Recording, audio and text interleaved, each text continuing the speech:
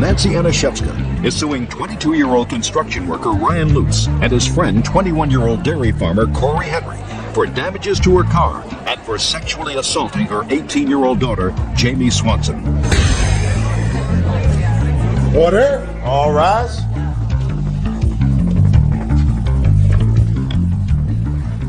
Your Honor, this is case number 449 on the calendar in the matter of Anashevska versus Lutz Henry. Parties have been sworn in, Judge. You may be seated. Folks, have seats, please. Mrs. Anashevska, you own a car, but your daughter was driving the car? No, my daughter owned the car. Your daughter is how old? 16. She worked for 2 years to purchase this car. I own it with Who was the titled owner of the car? both of us. Okay, because she's a minor, she can't own the property. Right. That's why you're here. And according to your complaint, these two young men took your daughter's car, really almost without her permission or with her coerced permission, according to you. She was in the car. They drove the car recklessly. They blew the engine of the car, and they also sexually abused her and assaulted her while she was in the car. That's what you say. Yes. That's what your daughter told you. Yes. These two guys say, listen, we were at a party. She let us drive the car. We drove the car with her in it, around the block a couple of times. Nothing else happened. The car died. They had nothing to do with it. Is that right, gentlemen? That's correct. Okay. So since you weren't there and you really don't know what happened, is that a fair statement? That's fair. I just have a few questions for you, then you can sit down. When did this incident happen with your daughter? July 26th. And when had she gone out that day? She'd been at a family reunion until roughly 10-ish. Don't look at her, look at me. Roughly 10 when she was 10 p.m. Correct. So she was at a family reunion with you all day? No, with her father. Okay. We're divorced. So you really don't know anything that happened that day? It's just from her. Just for my purposes, I'm going to get what she told you. She told you she got a call. She was at a reunion with her father until 10 o'clock. Mm-hmm. Then she got a call from some people and she left. Correct. And did she tell you where she went? To be a sober driver for this party. Now you can sit down. Step up. Tell me your first name. Jamie. Ryan, How old are you, Ryan? 22. Corey, 21. What time did you arrive at this party? Around 7 o'clock. How many people were there? Probably 10, 12. And whose house was it at? Friends, Mike. What time did you see her at the party? It's been 8:30, 9 o'clock. Is that right? No, it was later than that. How late? It was around 10:30. What were you doing at the party? Anna, a friend of mine from high school, had called me and she was drinking. Called you where? On my cell phone. I was on my way back home and asked me to drive her because she had been drinking. So you arrived at this party. Had you known about the party that day? No. You had no idea that there was a party at Mike's house? Exactly. Did you know Mike? From school, yes. So you knew him? Yes. Had you ever been to his house before? No. So you got there at 10:30, and what did you do? I drove some people home. I drove some people to Quick Trip. You drove some people home? Yes. Who did you drive home? Anna and Sarah. About how far was it to drive them home from Mike's house? It was probably a 10-minute drive. And what did you do after you dropped them off? Well, we went to her house and were there for Who's? Anna's house, sorry. Went to Anna's house, just the three of you? Right. And we were there for about a half an hour. Her mother asked if she had driven. She said no, I was the sober driver. And I talked to her mother. And then she decided she wanted to go back to the party. So I took her back. That was pretty stupid. Yes, it was. So you took her back to the party. Where was her mother when you decided to take her back to the party? She went to sleep. So, Jamie, I'm not stupid. Maybe your mother's willing to believe all this nonsense that you told her. I'm not. Because if you went to pick up your friend because you wanted to be a good Samaritan and your friend had been drinking and you took her home, then you're saying, so your mother is saying you're a very responsible young lady. But a very responsible young lady doesn't say, okay, then I'm going to take you back to the party so we could all party. I had no intention of letting that happen. Then you go home. You don't drive back another 10 minutes to take her to a party. Now, when you took her back to the party, what was your intention? Everyone seemed like they were staying there, so I wasn't needed anymore. What do you mean you weren't needed anymore? You went to pick her up because she had been drinking too much to drive home. You take her home.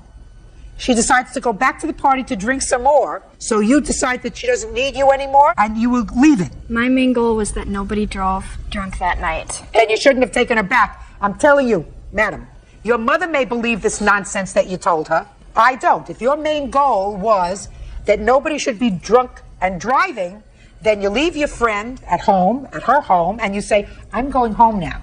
So then you drive her back to the party, along with the other girl, I assume. Yes. And then you were leaving. Yes. So what happened? As I was walking out, they stopped me, Corey and Ryan, and wanted to drive my car. I said no, I was tired. I worked in the morning. I wanted to get home, but they insisted that they at least see it.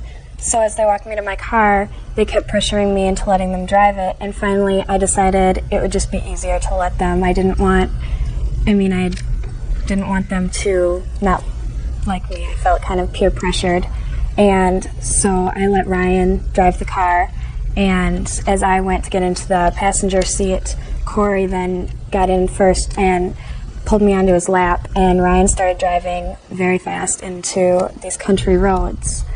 And they began fishtailing around gravel road corners, doing 93 miles an hour and screaming that the car would only go 93 miles an hour. And while they were doing this, I kept asking them to slow down or stop, and they wouldn't.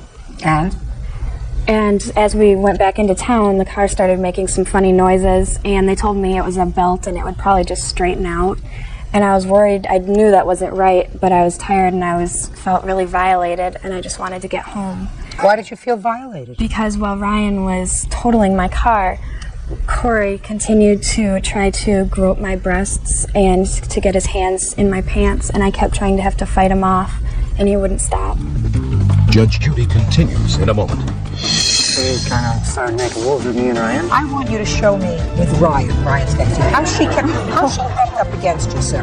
Kind of like this, and then, kind of back and forth, and sitting on my lap. She was rubbing my leg and stuff like that. Real cases, real people. Judge Judy. 18-year-old Jamie Swanson claims former friends Ryan Lutz and Corey Henry damaged her car during a party. Jamie also says Corey sexually assaulted her. What time did you get back? It was about 12:31. Well, let me figure this timeline out. 10:30 you arrived at the party. You picked up your friend and her friend. You drove her home. 10 minutes. Let's say that's 11:15. According to you, you stayed at Anna's house for a half hour. That's 11:15. Then she wanted to go back to the party. You got her back to the party. That's 11:30. Now it's 12:30 or 1 o'clock. I'm missing an hour and a half. What happened in that hour and a half? There were people there that wanted things from the Quick Trip in the gas station in Iota. So I took a list of what everyone wanted and went down and got it for them. I just made sure nobody drove. That was... Oh, Jamie, that's such a crock. You made excuses to your mother because the car got totaled. I don't believe that you went there and then you took lists of things of people that wanted, and you went grocery shopping for everybody. I mean, I don't understand that. I had a friend who was killed by a drunk driver, and ever since then, I don't want anyone driving. Jamie, if you don't want anyone driving, then you drove your friend Anna home, and you leave her there. You don't take her back to the party. Can I say something? No, you weren't there. You believe this story? I have a letter from someone that saw her. You believe that? Saw her do what? That saw her at the Quick Trip with the other kids intoxicated. What does that have to do with? I believe she went there. I believe she was part of this party. Whether it's because she wanted to be accepted or whether she wanted to be part of the group, she went to the party. And you believe this story that she took her friend back to the party because if she didn't take her back, somebody else would have? You believe that? I don't think it was a smart thing to do, but I believe her, yeah. Then you be responsible for your own car. Take off the blinders. I'm not finished with you. We haven't even started yet. Who was driving? I was. Why? I just wanted to take the car for a ride. Why? Just never drove that kind of car, and I guess we just wanted to go for a ride around the block. You had been drinking. Had probably 2 beers. I don't care what you say you had. If you got there at 7 o'clock, Yes. by 10:30 or 11 o'clock, you had more than 2 beers, young man. Now, you decide you want to take the car out for a spin. Is that what you say to her? Can I take your car for a ride? Yes. And what did she say? She gave me the keys, and we all hopped in the car and we went around the block. No. I want you to take it step by step, Ryan. Let's do it step by step. You had the keys in your hand. Yes. You got into the car. Yes. What happened next? And we got in. I got in, started up the car. Corey got in. She got in and got on his lap. Why did she get on your lap, sir?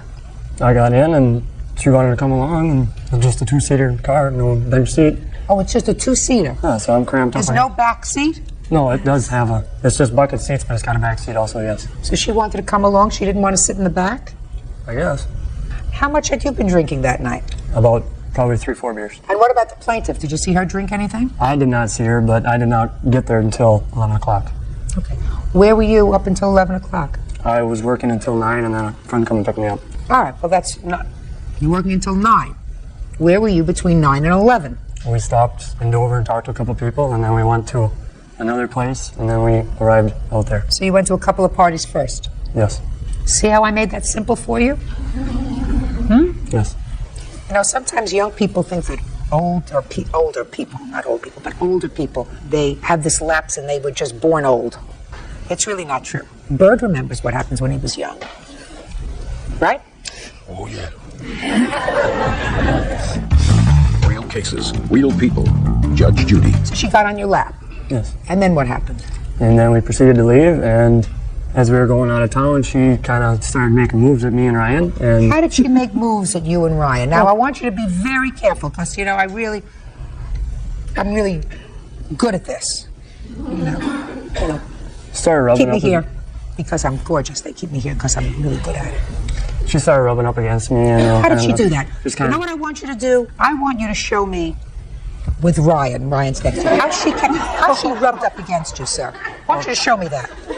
She was kind of like this, and then kind of, rubbing on my shoulder. I want to see. Going like this, and rub my arm and leg, and... She was rubbing your arm? Yes. Yeah? Yes. Well, she must have had her arm around your arm. Is that right? Correct. Show me how she had her arm around. Kind of like this, and then, kind of back and forth, and sitting on my lap, she was rubbing my leg and stuff like that. Yeah. Go ahead. And, I said, no, I didn't want nothing to do with it. I didn't know her. Just a second. Shh, please. Please. You said, I don't want nothing to do with that. That is correct. And what did she say to you? She didn't say nothing. Did she stop? Yeah, she did. How fast were you driving? 60, 65, 70 maybe. I don't know. I couldn't say the Fast. Not out of... 60, 65, and 70. You weren't on a highway, were you? There was... You weren't on a highway the entire way, were you? No, not the entire way. What happened when you got back to the party? After we got out, I realized that we were kind of blocking this neighbor's driveway, and I had mentioned that to Ryan, and he proceeded to get back in the car, and they wouldn't start. And after that, we tried to pop the hood to see if we could see what was going on or try and get started, and we couldn't do that.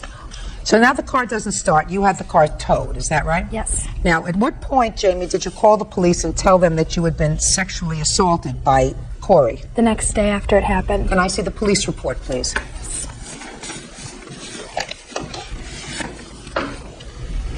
What time did you get home that night, Jamie? It was about 1:30, 2 a.m. Who took you home? Anna. So, Anna, your drunken friend took you home, is that right? Right. Who was home? Nobody was. My neighbor was staying with me. So nobody's home. Where was your mother? She went to her husband's house. He had to live in Sioux City, Iowa, because of his visa. He's from Poland. So instead of staying with your father where you had some supervision, you started to stay in your own house where you had no supervision. Is that right? My neighbor was staying with me. Your neighbor wasn't supervising you, madam. You were out until 1:30 in the morning, 2 o'clock. What kind of supervision is that? Not very good. You were having a party. Now, at what point did you find out that your car wasn't start, and that the engine had blown on your car? The day after I had it towed, the mechanic looked at You it. had it towed. Yes. The next day? Yes. What time? It was probably about 3 or 4-ish. When did you find out that the car wouldn't start that day? On the 27th of July. Did you go back there in the morning? I went back there, yes. What time in the morning? What was it? 9. And at that time, it wouldn't start. Right. Right? Okay. And did you call the mechanic? Yes. And told the mechanic, please come and tow the car? Or he said to you he would come and tow the car? It was a different towing service. It's AAA. So they towed the car. The mechanic. What time? 3 or 4 in the afternoon. And you waited at the house all that time? I waited at the car. At the car? Yes. Well, the car was at the house. Yes. You waited in the car or at the house? I waited in the car. I was in the house for a brief moment. So you were in the house too? Yes. Who was in the house? Ryan and Aaron were there, and Jared was there, and Mike.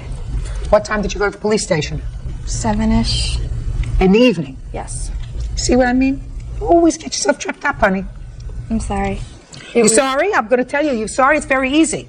If you have been sexually assaulted, you don't hang around with the guys who are responsible, at least one of them who's responsible for your being sexually assaulted for a whole day, and then go to the police station in the evening to report it.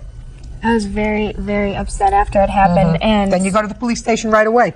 You don't wait until after you find out that your car's got a blown engine, and then start looking for a story.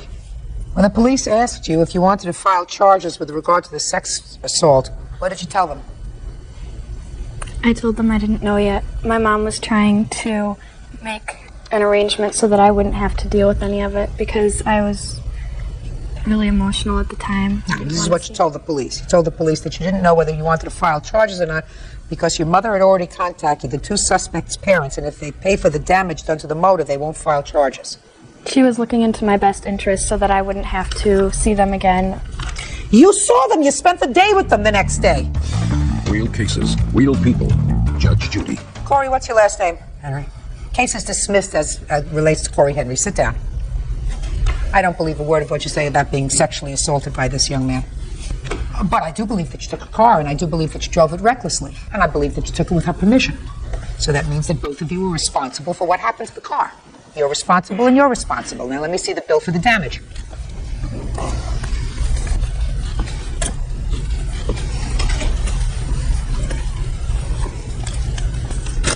When you leave a 17-year-old alone, unsupervised, they get into trouble. You understand that? Yes. This is a bill for therapy. She's been in counseling ever since, and I have a letter from her psychiatrist stating that. It's your bill. Next time you stay home with your daughter. You paid $2,600 for the car. A year and a half ago, I've taken off $600 for the year that she drove the car, year and some months that she drove the car, leaving the value of the car $2,000. I consider both of you responsible. You responsible and you responsible for what happened to the car. Do you understand? Yes. So, she's going to pay some and you're going to pay some.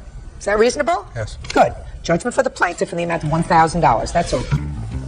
Your Honor, this is case number 372 on the calendar in the matter of Watson versus Martinez. Parties have been sworn in, Judge. You may be seated. Ma'am, have a seat, please. Miss Watson, you claim a loan to the defendant in the amount of $1,400 for a couple of things. To bring his daughter out for a visit and then to help pay his mortgage. In addition to that, you claim that he defrauded you out of $500, some sort of an investment. You want that money back? You want a total of $1,900. Yes. Mr. Martinez says that he did in fact take some money from you, but that money was a gift, that you insisted upon giving it to him because he had fallen on some difficult financial times, and that the $500 investment that you made in his business was just that, an investment that didn't work out, and you lost your money. How do you know him? We met at a charity ball, and I met him during a function. When? I believe December of 2000. When did you first give him money? July of 2001. What kind of relationship did you have with him between December of 2000 and July of 2001? We were involved very closely in that we were friends and intimately associated. You considered yourself his female friend? Yes. Mm-hmm. Okay. Now tell me about the first loan. The largest loan was $1,000 because he was behind on a mortgage payment. Tell me about it. Well, I just felt sorry for him and went ahead and told him that he begged me for the money, and I told him. Let's start from the beginning. He came to you. You were out for dinner. You were at someplace. He said to you, "I'm behind in my mortgage." I want to know exactly how it came about. He had been telling me along that he had some money problems, and his girlfriend wasn't able to help him with his money problems, and that she was taking a lot of money. So he had a girlfriend? Yes, he has a girlfriend. Well, what was he doing with you if he had a girlfriend? Well, we were just really more friends than anything else, and I would give him a lot of advice, and our relationship was in that he's a truck driver. We'd talk over the phone a lot, and it was over the phone that he told me that really where he needed the money. So it wasn't over dinner or anything. But, Go ahead. And so I did have the money wired or electronically transferred. No, I want you to tell me about it. Oh, about our relationship? No, about the $1,000, madam. The $1,000, I did go ahead and have it wired. I believe that you gave him $1,000. I want to know the circumstances surrounding you giving him the $1,000. Well, I loaned him the $1,000. That's what you say. Yes, ma'am. All right, since I'm not getting it from you, I'm going to go to Mr. Martinez. Mr. Martinez, she gave you $1,000. Tell me how that came about, sir. She wired it to my account. She took $1,000, gave it to me. I told her I needed some help with the bills, and You told her you needed help with the bills. I said I'm behind. She was away. I was by myself, so I needed some money. I didn't have no help. She offered to help.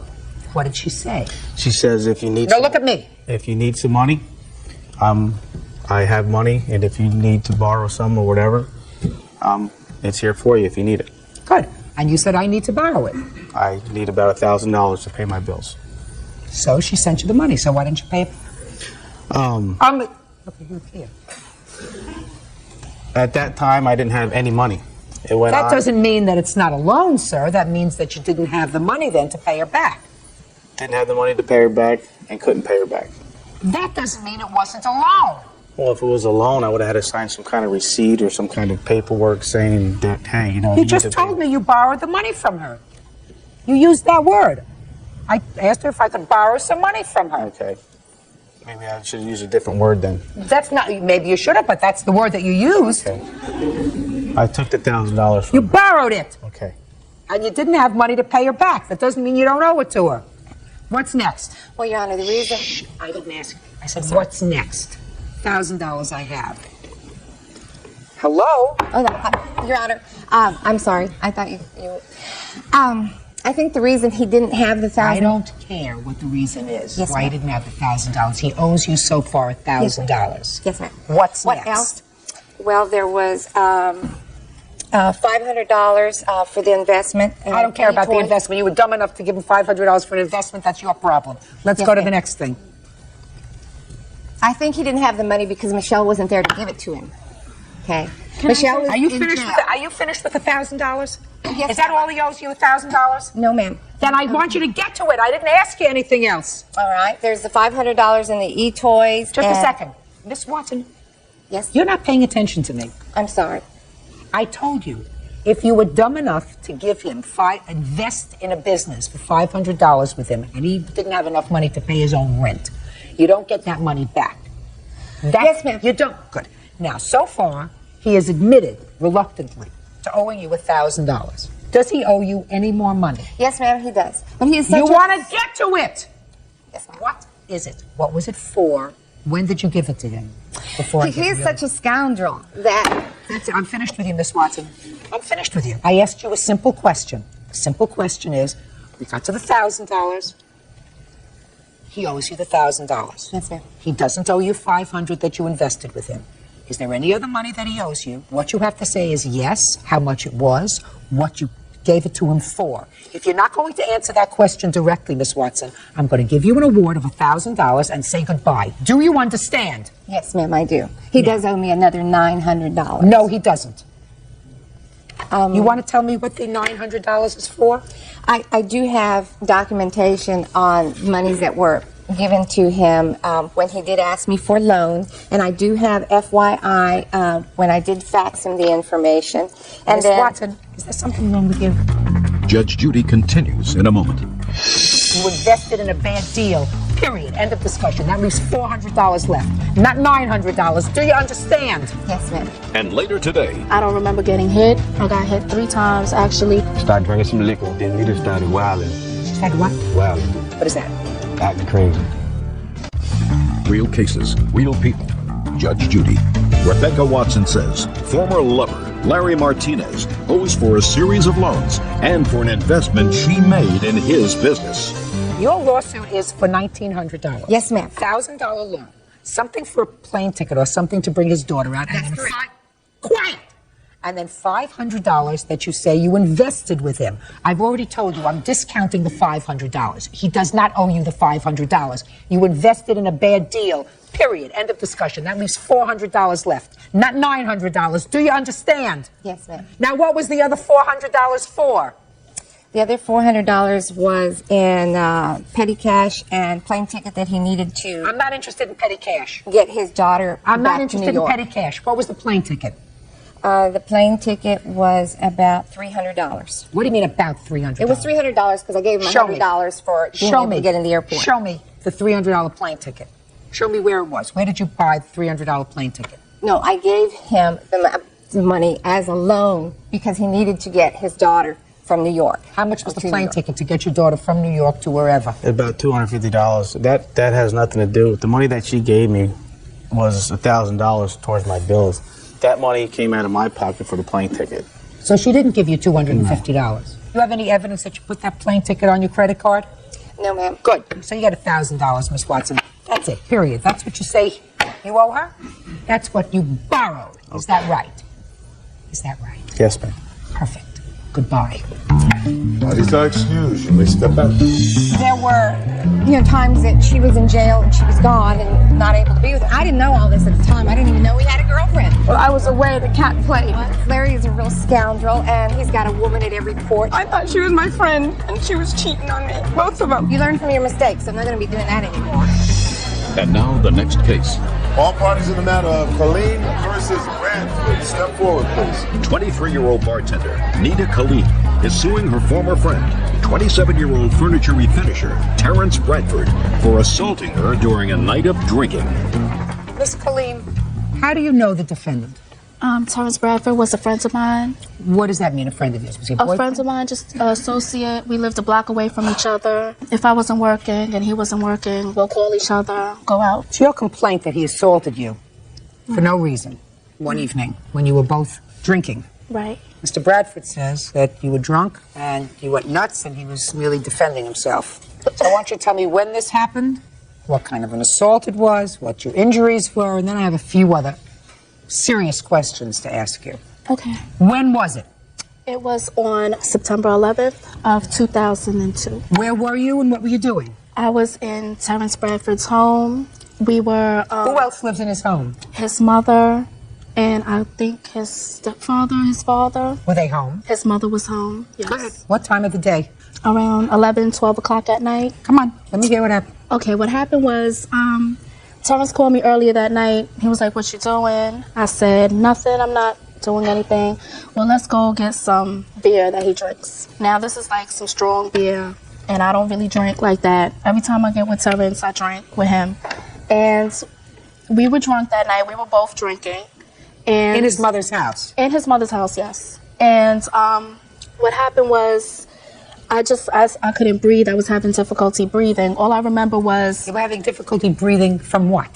From, I don't know, I just couldn't breathe. I was on the bed. I remember him calling his mother, asking his mother, what's the matter with her? She's not breathing right. She's acting funny. I remember his mother saying that, just get a cold rag or whatever. She's just been drinking a little bit. She'll be all right. Next thing I know, I'm standing in the kitchen with his mother. Then she has a towel to my head. I don't remember getting hit. I got hit 3 times, actually. You just told me you don't remember getting hit. No, I don't remember getting hit. But the way that I got hit, I have pictures if you want to see. I sustained a black eye. My nose was busted, and I have a scar on my head from where I got hit, where actually, if he did hit me, he had to have hit me at least a minimum of 3 times. Maybe you fell off the bed. No, I did not fall off the bed. How do you know? I did not fall off the bed. Just a minute, Miss Colleen. What you're telling me is that you were so drunk that you had no idea how you got bruised on your face. Is that what you're telling me? That I was so drunk. We were drinking that night. Just a second. No, just a second. If somebody hits you 3 times, severely enough to cause injuries, which you're going to show me in a second, right, and you don't remember how that happened, but you're surmising that from the photographs it came as a result of being hit 3 times, what you're telling me is that you don't remember being hit. Is that right? And if you don't remember being hit, you don't remember being hit because you were too drunk. You reporting to the police? No, I didn't. Just a second. Is there any reason why somebody who has, can I have those pictures? Somebody who has this kind of injury that you claim was as a result of getting beaten by him doesn't report this to the police? His cousin called me 2 days later. Terrence is sorry, please don't press charges on Terrence. I'm not interested in that, and I'm not even hearing that. Okay. It's hearsay, it's meaningless, Okay. I don't believe it. Okay. You have that witness here today? That person who told you that he was sorry his he hit cousin. you? I don't talk to anybody. Listen to me. Do you have that person here today, Miss Colleen? No, I don't. Good, then I'm not interested in what they have to say. Well, this certainly, Bird, do you think, and I want you to just take a look at this, you think that this mark could have happened if you fell off a bed? It's possible. Yeah, sure, anything's possible. All right, Mr. Bradford, tell me what happened. When she came around my house, she was already a little drunk. So I said, let's go to the store and get some more beer. That was a smart thing to do. That was initially a smart thing to do, sir. So she was already a little drunk, and you said, let's go get some more. Is that right? Shh, please. How old are you? 27. Future of America. So she's already drunk. You said, let's go get some more beer, and I assume that you went in her car. Is that right? Yes, ma'am. That's what you tell me in your answer. You got in her car. She was already drunk, Yeah. and you drove to get some more beer. Mm-hmm. Who drove? I did. Who drove? Did I drive? Oh, I forgot. I don't know. I did drive. Lying. He's lying. Miss Colleen. Miss Colleen. I don't want to hear you. I'm enjoying this, please. Go ahead. I forgot the beer went out Huntersville. My old You went neighborhood. So I forgot the beer went out Huntersville. It's a neighborhood. I used to stay out there. What did you do? Did you stay in the car and drink, or you went to friends? Yeah, went to friend house. Went to his house. Okay. So you went to his house and you were drinking. Go ahead. Mm-hmm. We out there. We still drinking out there. I forget from the drinking the 40s. We started drinking some liquor. Then Nita started wilding. She started what? Wilding. What is that? Acting crazy. Crazy. That I understand. So I was telling her to calm down because the security guards out there. No, they calm down, Nita. They're gonna arrest you. So I threw her in the car. They went back to my house. I told my mom that she's in there breathing heavy. And then we went outside on the porch because I said she needed some air. And then she just snapped. And I told her, I said, look, just get your stuff and go home. So you're going to put her in her car, being as drunk as she was, and send her home? Oh, she started snapping on me for nothing. I don't know why. Can I say something? No. Could you finish, please? Oh, yeah. I mean, you would look like you were taking a nap. Get to how, if you know, she got these marks on her face. Would you tell me, please? Mm-hmm. I threw her against the wall. Okay. Then I told her to go home. Then I was walking out the door. Then she threw a bottle at me. I done it, then I hit her. Where did you hit her? In the face. Is that the black eye she had? Yeah. Now, where'd she get this mark on her forehead? I hit on the forehead, too. Okay, good. And what did she do to you? Nothing. Nothing. She threw the bottle at me. She threw a bottle at you. What kind of a bottle did she throw at you? 40 bottle. Do you have any recollection of that? Ma'am, no. I never went out on the porch that night. You were drunk. We were in the bedroom. No, we were in the room watching TV and we were drinking. We had just came back from Huntersville that night. Miss Colleen, listen to me very carefully. Don't get drunk. How old are you? 22.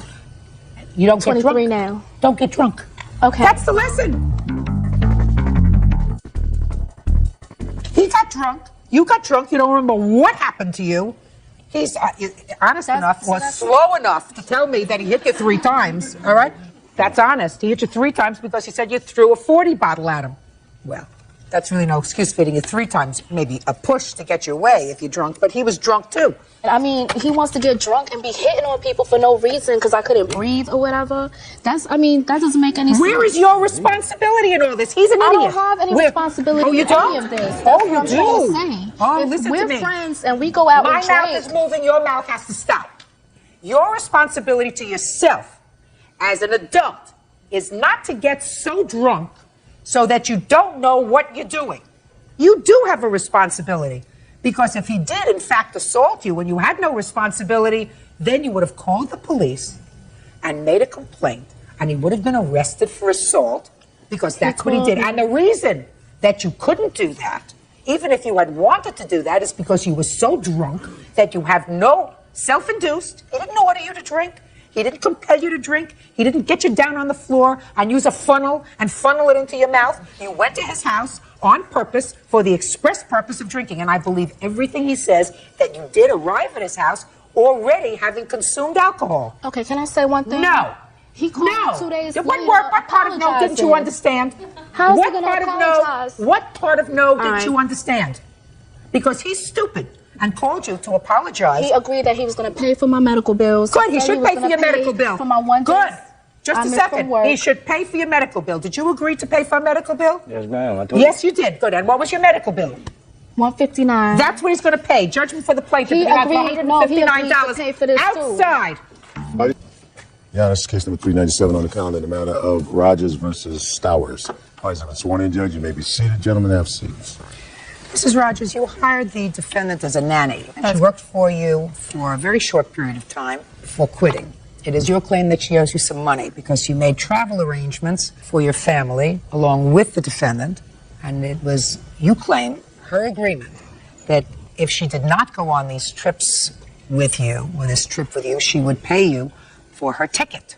Ms. Stower says that she quit after a couple of weeks because her job responsibilities increased.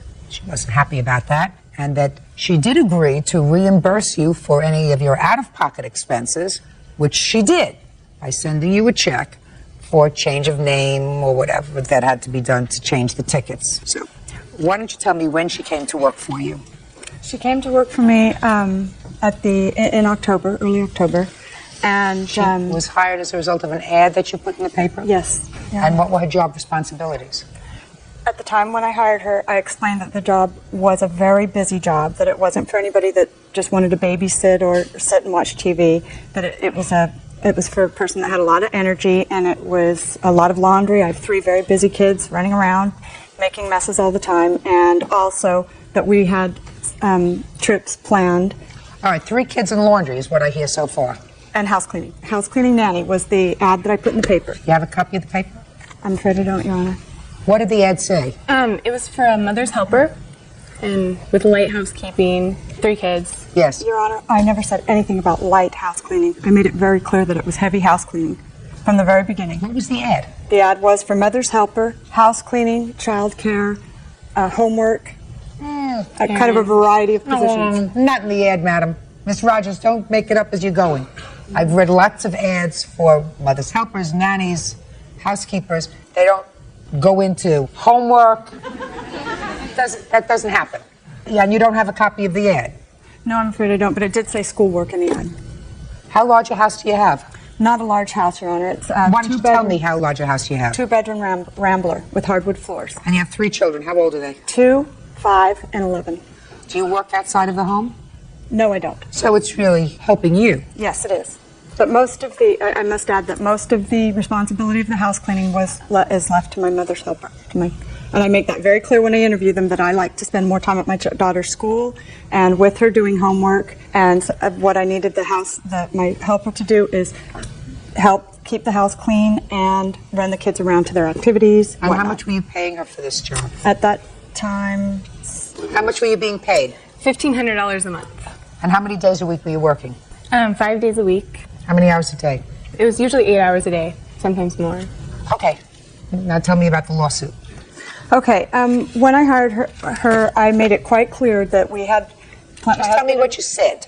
Sorry, don't tell me what you Okay, made I clear. said that we're taking these trips, and I need to make sure that you're happy with your job before we buy the tickets, because once we buy the tickets, we're locked in. And so I waited 3 weeks before I asked her how she was liking the job and if everything was cool for her. And she said it was, and that she was happy and that she was going to go on the trips with us. So at that time, my husband made the travel arrangements on the computer while we were all standing in the kitchen. My husband printed this out and gave her a copy of each of the trips, so she had a copy of her own, explaining when we would be gone and when we'd be coming back and where we would be going. Go ahead. And so everything was fine for a while. Nicole seemed like she was very quiet, and so I kept asking her, is everything okay, Nicole? Are you sure you're happy with your job and everything? She says, yeah, I'm fine. 2 to 3 weeks went by, and it was payday, and my husband paid Nicole, and she left, and everything was fine. And then the next morning, she called in sick. The next day was her day off. The following day, when she should have been there at 1 o'clock, she called me at 1 o'clock. She said that she'd found that the job was just too much work for her and that she wanted to spend more time with her boyfriend, John. At that time, I said, that's terrible because you're just leaving me hanging here. What am I going to do with the kids tonight? She knew I had an important engagement that I had to go to that evening. And I ended up having to call my parents. They're 72 years old, and have them come up to the house so they could watch the 3 children for me. And at that time, I said, Nicole, what about the plane tickets? We can't change the names on those. What are we going to do? And she said, I have the money in the bank, and I'm really sorry about leaving you hanging like this, but I'm going to reimburse you for the money. And she said that she wanted me to bring her a copy of the tickets. 2 days later, she gave me this letter and a copy of the check that she decided. She kind of added up what she felt she owed, which was not accurate. Just a second. Okay. Okay, and she sent you a check for $172, which you didn't cash. Is No. that right? Okay. All right, now, what do you claim she owes you for? I claim that she owes me for the third trip that we could not change the name. Third trip is to where? It's to, was it to Miami? Fort Lauderdale. To Fort Lauderdale. When is that trip scheduled for? That is April. April 3rd or 4th. April 3rd. I was under the impression I could not change the name on the first ticket, and this is a document saying that these cannot be changed, and that was why I was under the impression that she would owe me for that full amount on the first ticket that she paid me. $50, was that correct, Darren? Yes. But you could change the name. We found that we could change the name. Right, okay. So that's not what we're suing her for. All right, Nicole? Yeah. Let me hear your end of the story. Well, when I first started working for him, it was a nanny job. I was there to take care of the kids and clean up after the kids. It changed, like, after about 2 weeks, it changed from watching the kids and taking care of the kids to being their maid, basically. I was mopping their floors, cleaning their bathrooms, ironing, cleaning up after the dog, everything. The second day I worked there, she asked me if I wanted to go on the trip with them to the Caribbean in January. And I said yes, because it's 3 months away. I was doing okay in the job, like it felt comfortable, but it was only the second day. So I agreed to go with them on that trip, and I agreed to pay for the trip if I backed out, if I quit, which I paid for when I quit. As far as the one in How April, much was that, the change of name on that trip in January? Well, they gave me, I have the letter here that they wrote me, and he originally wanted me to pay $359 for the ticket, but I called Alaska Air to see how much the ticket was, and I found out that he bought it with his mileage, and he only paid $5 for it. Judge Judy continues in a moment. I can understand why she quit. Easy. It was a lot of work, and you were not paying her a lot of money. Real cases, real people. Judge Judy. Leslie Rogers says former nanny Nicole Stowers agreed to accompany her family on a vacation. Leslie says right before the trip, Nicole quit. How did he pay $5 for it? Because he used his miles off his card, so he paid $5 for the ticket. Is that right, sir? I bought 6 tickets. Is that correct? 2 of the tickets I paid $364. 4 of the tickets I bought with miles. I'm not suing her for that ticket at all. I understand that you're not suing her for that ticket. You did write her a note, however, that says, Nicole, you can still use these tickets for a round trip to Miami, round trip to Fort Lauderdale, and the Miami trip cost $359, and the Fort Lauderdale trip cost $365, which indicated that you expected her to pay for these. Yes. Is that right? Yes. Okay. I understand why, listen, I understand that you are annoyed, Miss Rogers, that she left you in a lurch without giving you adequate notice. I understand that. I also understand that for $375, you're asking her to not only act as the nanny, but you're asking her to do house cleaning, not light house cleaning, house cleaning. It was a lot of work, and you were not paying her a lot of money. So I can understand why she quit. Easy. And you did not have any prearrangement with her, even according to your own testimony, Miss Rogers. No prearrangement with her that she was going to pay for this Fort Lauderdale trip. According to your own testimony, what you said was when you called her afterwards, she said she feels really badly and she's going to reimburse you for what you were out of pocket on the ticket. That's what you just testified to. That's what you just testified to. You said you were standing around. You said, shall I book these tickets? She said, yes, you can book these tickets. And we were all standing around in the kitchen and we booked the tickets. Then you said after she quit and you called her and you said, you're leaving me in a lurch. She said, yes, I understand. And what about the tickets? And she said, we'll reimburse you for whatever out of pocket was. There was not a prearrangement when you bought these tickets, especially in April, that you bought in when, October or November? You don't have indentured servants these days, Miss Rogers. Something could happen in 6 months or 8 months' time. So if your husband bought tickets on miles, maybe you should have saved his miles and bought the one for Fort Lauderdale. I think she's a very nice young lady for sending you $172. If I were you, I would cash the check. Goodbye. Parties are excused. You may step out. She was lying and saying that it was more work than I had told her from the beginning, and that's not true. If I wouldn't have quit on payday, I would have been the one suing them for my wage. And now the next case. All parties on Lambert versus Staines. Step forward, please. Geological draftsman Sherry Lambert is suing neighbor interior designer Penny Staines for knocking over a marble statue in her home. Miss Lambert, I gather that you and the defendant are neighbors, is that right? Yes. And it is your claim that she owes you $5,000 because she was at your home during a party and knocked over a statue in your home and broke it. Correct. Miss Dames said she's very sorry. It was an accident. True, but she also entered the home uninvited. So let's talk about that. You were having a party?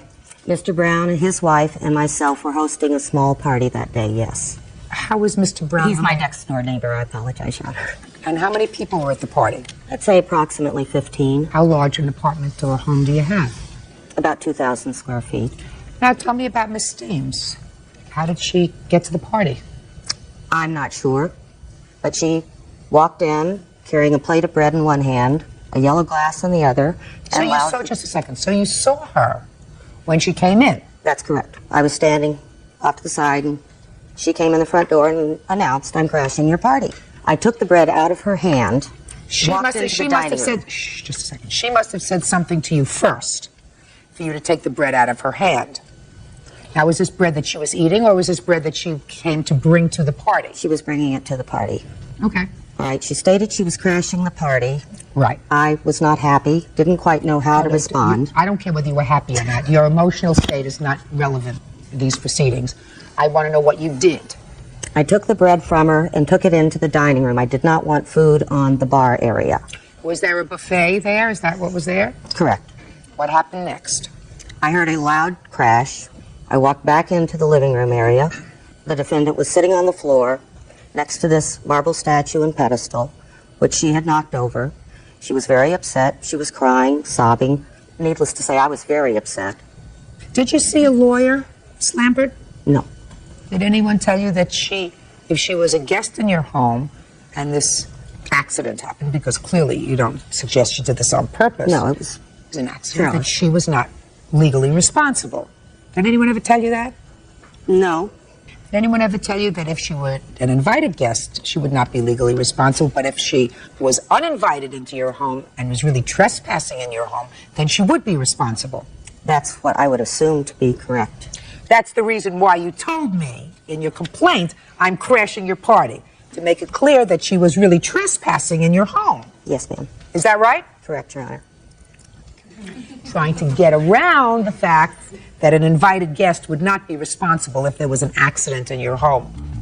Judge Judy continues in a moment. If it was in a safe place, unless you took her body and lunged into it. Which she very possibly could have. But you have no proof that she did that, Miss I do have an eyewitness, Mr. Brown. Saw her knock it over. Mr. Brown, come up here, sir. Real cases, real people. Judge Judy. Sherry Lambert says neighbor Penny Staines crashed a party at her home. Sherry claims during the party, Penny knocked over a marble statue. Now, had you been previously invited to this party? I had not officially been invited, no, Your Honor. That's what I gather. And when you came in, you said, "I'm crashing the party"? Actually, I said, "May I crash your party," thinking I was being charming. Sounds right. And you brought some food? I brought some homemade pizza bread, yes.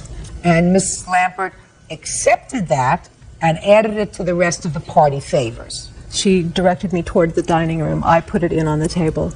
And then turning and coming back, I met her again in the living room itself. We stopped and chatted for a bit. What did you say to her and what did she say to you when you stopped and chatted? She hadn't seen me in some time, and last year I underwent some medical treatments and had lost my hair. And she commented on the fact that my hair had grown in and asked how I was feeling and how I was doing. And it was a very brief moment, and then I turned to go toward the guest restroom to wash my hands. They'd gotten a bit soiled in bringing this food in. And there were quite a number of people in this narrow area. The statue was approximately 12 to 15 inches tall on about a 24-inch base, not tacked down or waxed down, sitting on carpet and padding. And when I excused myself and went around behind Miss, rather than cut through two conversations, I didn't see the thing. The crowd moved and it was knocked over with my purse on my hip. You felt terrible? Of course I felt terrible. Of course. You have homeowner's insurance? Yes, ma'am. Is this statue covered under your homeowner's policy? No, it was not. We have a large number of fine art objects in our home, and my husband and I consider ourselves self-insured. We invite people into our home who we trust. Well, there's no reason not to trust Miss Stame. She did not purposely knock over your statue. It was an accident. Yes, it was. You didn't expect her to pay $5,000 for your statue, do you? Yes, I do. She's not going to. I'm going to tell you why. Because while she may not have been an invited guest at the beginning, you invited her in by permitting her to remain. Because she asked the question. The question was, may I crash your party? I don't recall the may. Even if she said, I'm crashing your party, all you had to do was say to her, I'm sorry, you cannot. Instead, according to you, you took her offering and never said to her, I'm sorry, you have to leave. And therefore, she became an invited guest. If she had negligently or purposefully damaged something in your home, she would have been responsible. This was done negligently. No, it was not. When you have 15 or more people in a living room, the possibility exists that something that's laid out on a table is going to get brushed off by someone inadvertently. If I may, Your Honor, for your consideration. Sure. I have prepared a scale drawing of our living room area. I'm not interested in your scale drawing. Just pay attention, madam. If you have something valuable in your home that is uninsured, you take it and you put it in a safe place when you have a party. It wasn't a safe place. No, it was not in a safe place, because if it was in a safe place, unless she took her body and lunged into it. Which she very possibly could have. But you have no proof that she did that, Miss I do have an eyewitness, Mr. Brown. Saw her Mr. knock it Brown, over. come up here, sir. Judge Judy continues in a moment. Mr. Brown, now let's be very careful with each other, sir. Do you understand what I'm saying to you? Yes, I do. Did you see this woman go over and knock over with her hand this statue? I saw her standing there, and when she turned, her hip hit the statue. Right. Thank you very much. You may be seated. That is what we call an accident, Miss Lambert. She turned around, according to your eyewitness, and when she turned around, her hip knocked into the statue and it fell over. That is an accident. She is not responsible for replacing your statue. Put your hand down, Mr. Brown. Thank you very much. Your case is dismissed. Yeah, this is case number 425 on the calendar in the matter of Hauerstein versus Hallenstein. Parties have been sworn in, Judge. You may be seated. Folks have seats. Miss Hallenstein, the defendant is your stepdaughter. Correct. Is your husband here today? Yes, he is. How long have you been married? April 2002. According to your claim, your stepdaughter assaulted you in a bar. Right. She said that she was merely defending herself and you hit her first. Is that right? No, she hit me first, and then I spilled beer on her first, and then she hit you first? Yeah. You were retaliating? Yes. How long did you know her father before you married? About 3 years. Did you get along with the daughter? She's the one that introduced us. Really? Yes. Well, at what point did the friendship with her become a negative? Probably right after we got married. She realized that money was going to stop, that Dad was going to stop bailing her out, and that was my fault. So shortly after we were married. When was this alleged assault? October 26th. Tell me about it. I had gone to a bar in another town with my friend Glee. We got there about 9 o'clock. Approximately 9:30, the defendant and a girlfriend walked in. All night long, they proceeded to flip me off and very immature and childish. About 11:30, I told my friend she had a cell phone. I said, go call my husband, tell him I'm ready to go home. She comes back from the restroom. She said, he'll be here in about a half an hour. About 20 minutes later, the DJ announces that they're starting the big contest. We had no idea what it was even involving. By this time, people are standing. I can't see anything. My friend Glee stands up. They start the contest. She comes down and she said, oh my gosh. And I said, what? She said, your stepdaughter was just on the dance floor, totally naked. And I said, excuse me? By this time, I feel a tap on my shoulder and my husband's standing there. He asked me what was going on. I said, I don't know, I didn't see, but Glee just told me that Christina was naked on the dance floor. Well, the contest proceeds. What kind of contest was it? It was a temporary tattoo contest. Go ahead. So she comes back, she won the contest for a t-shirt. Looks over her shoulder, sees her dad standing there. She looks at her friend, she starts to giggle, and she says, oh, my dad's here. So she comes running over to talk to him, and he put his hands up like this.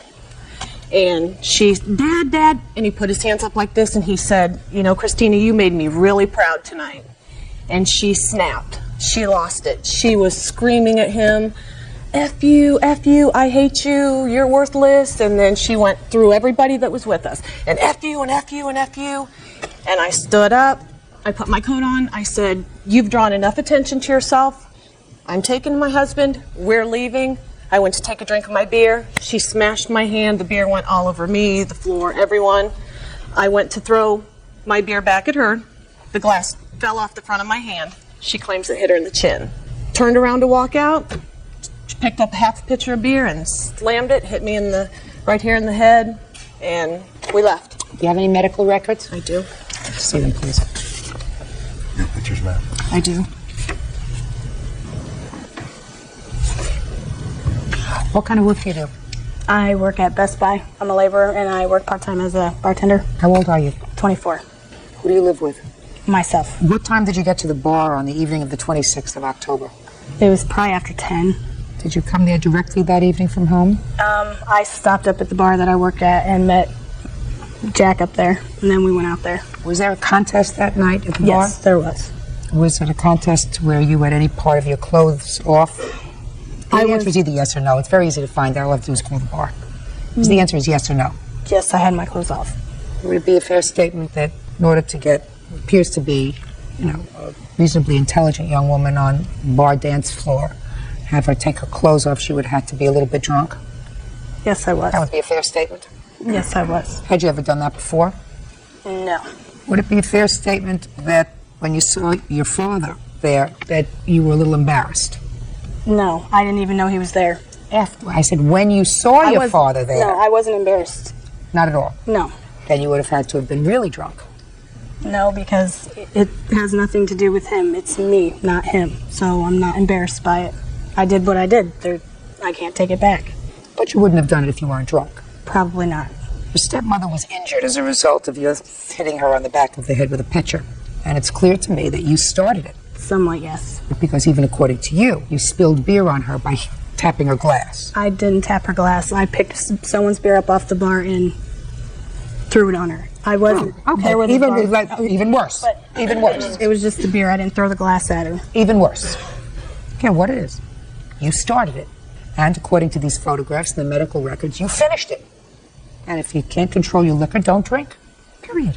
Because if you think that most normal people would say that a 24-year-old intelligent young lady who is self-supporting, works 2 jobs, lives by herself, whether that it's reasonable and normal behavior for her to get up in front of a whole bunch of strangers and take her clothes off is normal behavior. I'm telling you it is not.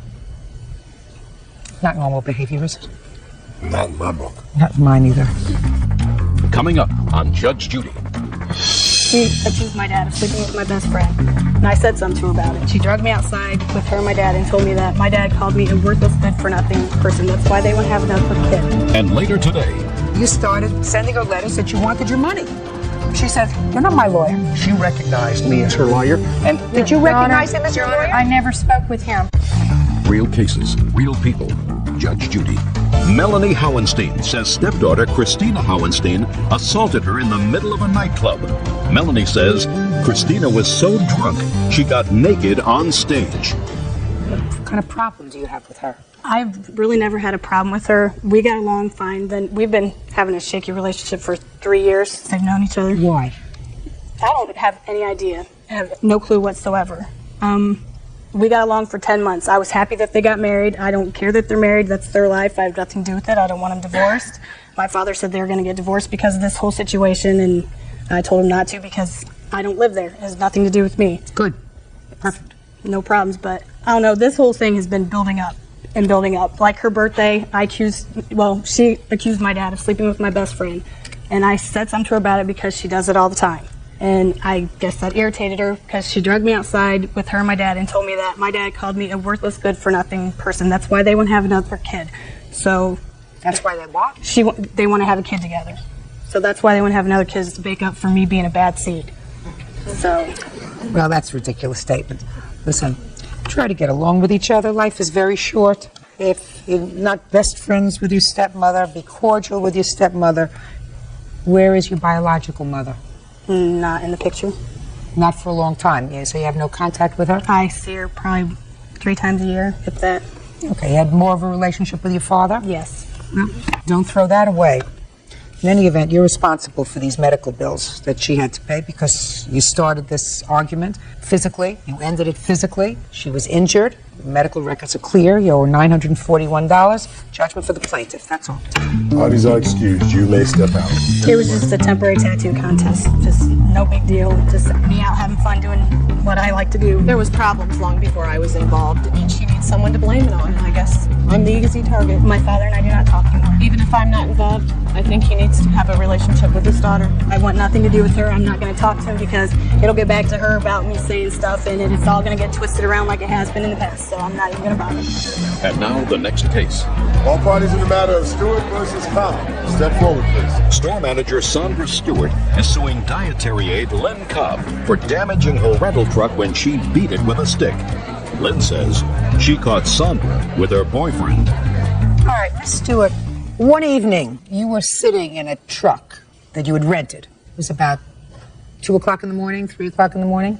After 3. And you were sitting in your truck with the handsome and affable Bruce, who happened to at that time have been her boyfriend. Correct. You didn't know her. No. And according to your complaint, Miss Cobb is out looking for Bruce and finds you and Bruce sitting in your rental truck. Correct. And proceeds to go ballistic on your truck. Correct. Hitting it with a stick and causing a whole bunch of damage for which you are responsible to the rental company, and they are billing you some $624. You want Miss Cobb to pay. Correct. Miss Cobb says she didn't hit your truck, she just hit you. So tell me when this was and what you were doing sitting with the handsome and affable and I see absent Bruce. It happened on August the 31st of this year at my job. I was working for the Star and Press. My position was a field rep. I come in at 1 a.m. Bruce comes in at 3 a.m. So you're like a dispatcher of newspapers? Correct. Okay, so go ahead. Bruce comes in about 3:15. 5 or 6 minutes after Bruce was in the truck with me, we hear this little noisy car. A couple seconds later, this automobile pulls up in the tunnel, because we're in a tunnel. She jumps out of the car. I don't know what she... the defendant. Right. She comes over to the truck and she says something to Bruce. Something about out all night long or something. I looks over at Bruce and I ask Bruce, who the F is this? Bruce, who is this? Well, she has this stick that is probably the length of this table right here. Nice size. It's like a tree branch. It once used to be a tree branch, but it's been shellacked and fixed up all kind of pretty, like a walking stick. She jabs the stick into the truck a couple times, babbling something. Don't know what she was saying. Through the passenger door? Driver's door. I'm in the driver's seat. You're in the driver's door. Right. Bruce gets out of the truck from the passenger side. He gets out of the truck. He walks around the front of the truck. Well, she said, "You the one that my husband spent the night with?" I'm like, "What are you talking about? What are you talking about?" Our bags out of the passenger seat, out through the passenger door, backwards. She says at the back of the truck, "Itch, I'm gonna do this. Itch, I'm gonna do this." I'm like, "What are you talking about?" She said something about, "My man stayed all night with you last night." I was like, "Your man ain't stayed all night with me. I have no clue what you're talking about or who the F you are." Go ahead. Bruce goes toward her. She swings this stick, and it hits the back of the truck, the top part of the truck. It hits the back of the truck. Did she ever hit you? No. Never hit you. Did she ever hit Bruce? No, she swung at him the first time with the stick, and that's where she hit the truck. She didn't hit him. Did she eventually get back in her car? Bruce tackled her some kind of way and kind of threw her in the car to where she was on her backside. Bruce was on top of her. She puts the car in drive that she's driving. She runs over Bruce's foot. She puts it back in reverse. She hits him, knocks him down, comes back forward where he has sit down flat, runs over his leg, tries to get out of the tunnel, couldn't get out, hung a U-turn and come back the other way to get out. Was an ambulance called? Yes, for Bruce.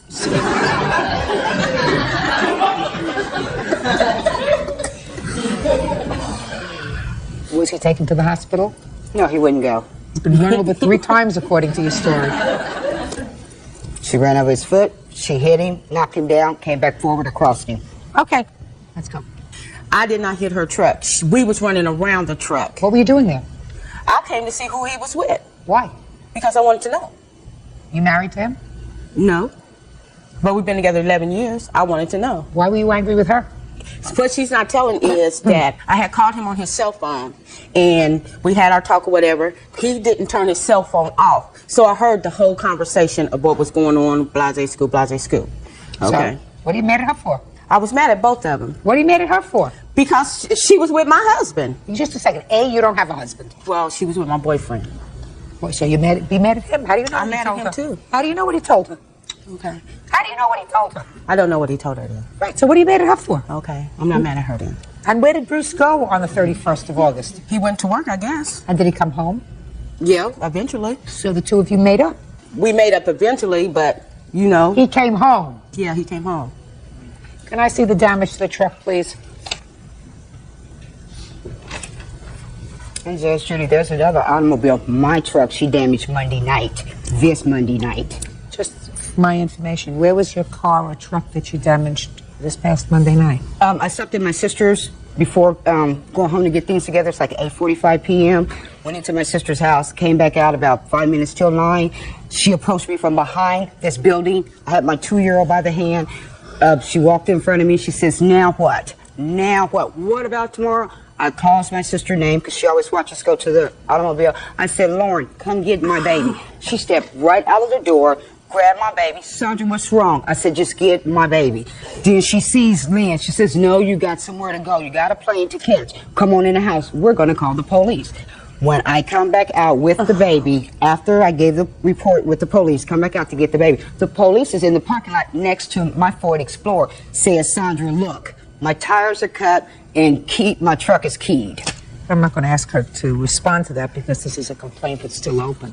But I certainly think that if it's true, Miss Cobb, if any part of it is true, that if you even saw her on Monday night, you're making a big mistake. Because you want to know something? Old Bruce isn't worth it. Sure ain't. I just want you to think. You have children? Yeah. How old are your children? My children are grown. Well, your grown children don't want to have to come and visit you in a lockup. Right. Miss Cobb, I have to make a judgment, and I have to make a judgment that if someone is angry enough to get up at 3 o'clock in the morning, go out in their car and search for their boyfriend, who they believe has been fooling around with somebody else, and they find them in a truck, that if I am to believe you, did absolutely nothing as a result of that. Now, Miss Stewart would seem to me is a relatively normal person. If you had hit her with this stick, as you suggest, rather than hitting your truck, there is no way that the police would have let you go. So I have to make a judgment whether I believe that you did nothing. And I don't believe that you did nothing. I believe that you did something. And I believe that you damaged the truck that she was driving in. Now, the rental car company is charging her for these marks that were made on the truck, $624.65. And I believe that you are responsible for that. And I'm going to reiterate, Ms. Cobb, you don't seem like a bad person. I'm not. I don't know whether Bruce is a bad person, but all I can tell you this, Bruce isn't going to be standing before a judge. You are. Right. Is he worth it? No. Good. Bye-bye. Yeah, this is case number 438 on the calendar in the matter of Clemens versus Powell. You're welcome, Judge. Parties have been sworn in. You may be seated. Folks, have seats, please. Miss Clemens, according to your complaint, you and the defendant lived together. You claimed that in September of last year, he assaulted you. Yes. Then again, there was some sort of an altercation in October of last year, and you were arrested. And it is your claim that after that, you were barred from going to the house, and Mr. Powell got rid of all of your property. No, he has all my property. You want it back, or you want what he got rid of? You want the value of it?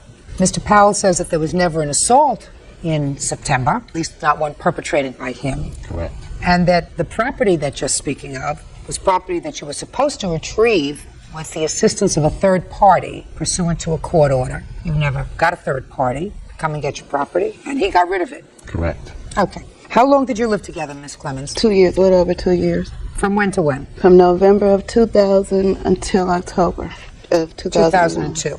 Were you living in his apartment, your apartment, or was it an apartment that you moved into together?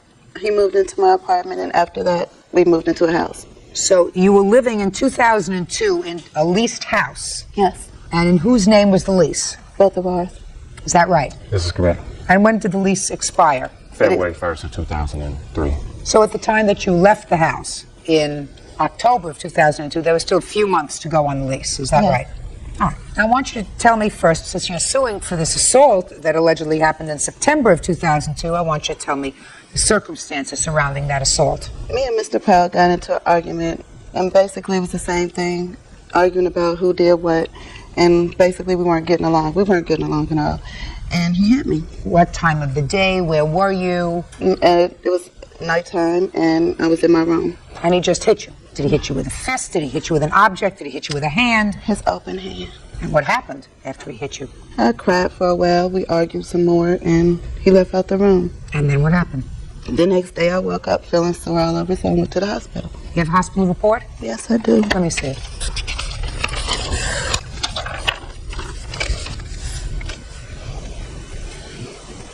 Where were you hit? Here, there, and on my other arm. You said he slapped you with an open fist. He slapped me and he hit me a couple times. You didn't tell me that.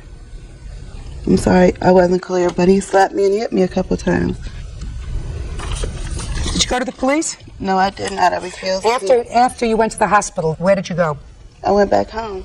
Did you tell them at the hospital that you have a safe place to go? Not exactly, no, because... Well, that's what they say that you told them. Yes, that you had a safe place to go, and the safe place to go is you went home. Yes, because he was at work. It was safe at home. He was gone. Well, did you pack up your things and leave? No, I did not. Why not? Because I was in love with Mr. Powell. We had arguments before. So then if you were in love with Mr. Powell and you decided to stay, yes. And I'm not interested in you suing him now because he slapped you in September, when you went home and you decided to stay, do you have children together? No, we do not. So the only thing that you have together is a lease? Yes. Do you work? Yes. Were you working at the time? Yes. So then you're not financially dependent upon him for any reason? Oh, no, he was financially dependent on me. So that there was no reason why you couldn't just pick up and leave? I understand that, ma'am. Who are these people here with you today? My best friend, MJ Andrews, and my ex-husband who took me to the hospital, and they're here with me to support me. So you could have gone to either one of their houses, is that right, if you felt that you were in danger? I don't feel like I was in that much danger because... So then why are you suing him now? I don't... The suing him for the violence is not important. What's important today is my things that were left in the house, and I did try to obtain... Just 1 second. I'm not there yet. So what you're telling me is you just threw in the September incident. No, they asked... For good measure. They asked me what happened, and I told them. Well, you could tell them, but you had no inkling to sue him for this. Fine. That's good, because for me, you wouldn't get anything. I'm not even sure that it happened. Now I'd like you to tell me what happened in October. I'm going to you because according to you, there was an assault in October. Correct. And she was arrested. Correct. Let me hear what happened. Okay, basically what happened was, as she may have mentioned, that we were not getting along at this point in our relationship because of the different mood swings that she would have, as well as the what I would characterize as obsessive, possessive type of behavior towards me in our relationship. Yes. How long did you know Miss Clemens? I knew her for 2 years. When you knew her, was she taking medication? I wasn't aware of her taking the medication until maybe 6 months in our relationship. Either an antidepressant. Is that what you take, antidepressants? Yes. I'm no longer on them. I no longer take them. But you were taking them for quite a while. Yes, and Mr. Powell knew because... That's all. You were taking them for quite a while. But Mr. Powell was aware of the time that I got the prescription, and he knew how long I was taking them and why. Between 1995 and 2000, had you been taking antidepressants or any other psychiatric medication? I only started taking Zoloft, which is an antidepressant, in 2001. Okay. Prior to that, no. Nothing. In October, sir. Yes. You want to tell me what happened? As she said, she was prescribed. I said she was prescribed medication, but she wasn't taking it, or if she was taking this medication, she was taking it with the addition of alcohol at the same time, which basically caused the violent mood swings. There was a lot of violence anyway. October 3rd, it escalated to the point where she pushed me through a glass door. The glass was already broken from an incident that she had broken this glass before for being upset with me, and that was basically how she showed her anger, was to break things and throw things. Anyway, the police were called in. She was arrested at that point. On the 3rd of October? Correct. There's a temporary protection order that's given with any domestic violence case. She violated that temporary protection order by constantly harassing and stalking me, as well as coming by the house, as well as the number of phone calls that she will call. Like I said, I have an answer machine that takes 50 messages. She would fill those up totally. I presented this to the police department, and they rearrested her for violation of the... When did they rearrest her? November the 4th, I want to say, Your Honor. I'm not sure exactly when, but at that court date, she was dealing with some bad check things, as well as a preliminary trial on this domestic violence. They rearrested her that day because they had a arrest warrant out for her, but they couldn't find her. They got her when we went to court that day, so she was rearrested at that time. So I made sure that the judge understood that my problem is only this. I want this woman to deal with the medication and help herself. I even told her I don't even want her to have jail time, as opposed to, could you just make sure that there's something in place that she gets treatment for her symptoms. And basically what she was doing was she was causing me and my son, she was jeopardizing me and my son's life through all these different things. Okay. Judge Judy continues in a moment. After she basically kept violating judge's orders and putting me and my son's life in jeopardy, I felt that there was no need for me to keep this going on. This civil case is basically the same example of her trying to keep some type of relationship going here, Your Honor. Real cases, real people. Judge Judy. Lisa Clemens says ex-boyfriend Ricardo Powell owes for the return of property and for an assault. Ricardo says Lisa is a violent woman.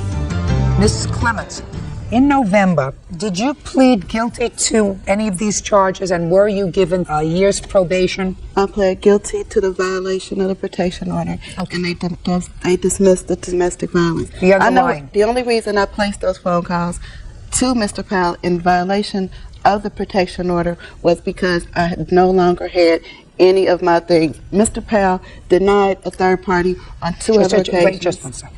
I'm not there yet. I asked you if you pled guilty. The answer is yes. You had an attorney, is that right? Yes, and I spent a night in jail. Okay. Now, as part of the order, the judge told you that you could send a third party for your property. Yes, but Mr. Powell... Just a second. What was the name of the third party that you designated to get your property? My aunt, Donna. Mr. Powell denied. Just a second. What was wrong with these two people here to get your property? My aunt was available with me in court, and therefore the people, when I left the courthouse that day, we designated her because the court officers Who designated her? My lawyer and I, because she was there. She was available. She was in court. Was that part of the order? No, it's not. The person is designated on the court papers. Okay. I went back to court, Your Honor. I'm not there yet, Ms. Clement. I'm trying to go in order. When, for the first time, were you contacted by Ms. to get her property? There was never any contact business. It was only contact by Lisa a week after the trial. Just a second. Yes. A week after the trial. The trial. Correct. Did you, Ms. Clements, go to the defendant's house? No, ma'am, I did not. Did your aunt go to the defendant's house? No, she did not. I have a witness here today that he claims was with me. I have not even driven down the street. Just a second. Is there any reason why you brought these two witnesses here today instead of your aunt? Because my aunt is working and she could not get off of work. Don't these people work? Yes, but... Listen to me, Ms. Clemens. The defense that Mr. Powell has in this case is that you were instructed by the court to have a third party retrieve your property. His defense is you never had a third party contact him in order to get that property. You say that you did, and that third party was your aunt. So it would seem to me that that is a key witness. These people aren't key witnesses. This person was the person you designated. Why would you not bring a pivotal witness who you say can testify that you were trying to comply with the judge's order? My aunt was not, to me, a pivotal key witness in this. Okay, well, to me she is. I understand that. Okay, now, I'd like to see a list of the property that you say you left behind at Mr. Powell's.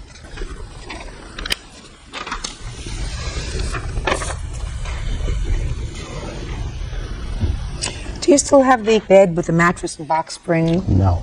Chest of drawers? No. Jewelry? No. What'd you do with it? She had a couple bags of clothes, some books, and she does have one dresser. It's a desk. Right, that's it. Other than that, everything else is thrown out, which was shoes, it was toothbrushes, personal items, things of that nature. After she basically kept violating judge's orders and putting me and my son's life in jeopardy, I felt that there was no need for me to keep this going on. This civil case is basically the same example of her trying to keep some type of relationship going here, Your Honor. Mr. Powell, I want you to tell me, sir, when she was arrested in October. Correct. Now, up until that time, the two of you had lived together for a couple of years. When you live together for a couple of years, you accumulate property. You have your clothes and things. Did there ever come a time when You gave certain of her property over to somebody so that she would have clothes and shoes. As soon as she got out of jail, she was there within 2 hours with the police escort to get her things. They gave her things. They allowed her to take things out that day. So she took most of her things that first day. Miss Clemens, on October the 4th, were you accompanied by a police officer, easy to verify, back to Mr. Powell's house to retrieve some of your property? Yes, I was accompanied by the police officer. And how long did you stay with the police officer, which is also easy to verify, in Mr. Powell's house? Mr. Powell rushed us out after about 20 minutes. He told me to get what I could get and get out. No, there was a police officer with you. Yes. There was a police officer with you. I assume that if you were there with an officer, you wanted to get things that were most valuable to you. Is that right? Yes, ma'am. Why didn't you take your jewelry? Because the jewelry was what I consumed. What jewelry I had on was most important to me. The jewelry that was left in the house were things I did not wear every day. The clothing I obtained was stuff that I needed to get through the week. Mr. Powell stopped me from getting everything. I wish I could. I'm not talking about everything. I'm asking you about a specific thing. I'm asking you about jewelry. To me, woman goes into a house, she grabs cash and jewelry first, and then you go to your pocketbook. Your Honor. What? Go ahead. I have this whole situation with Lisa has been such a terrifying thing. As I said, I've even neglected to countersue her for the amount of rent left on our lease, as well as the damages to the house, which I have pictures of right here. Those damages would be in a total of somewhere between $800 and $900. The rent would be the total of like $1,400.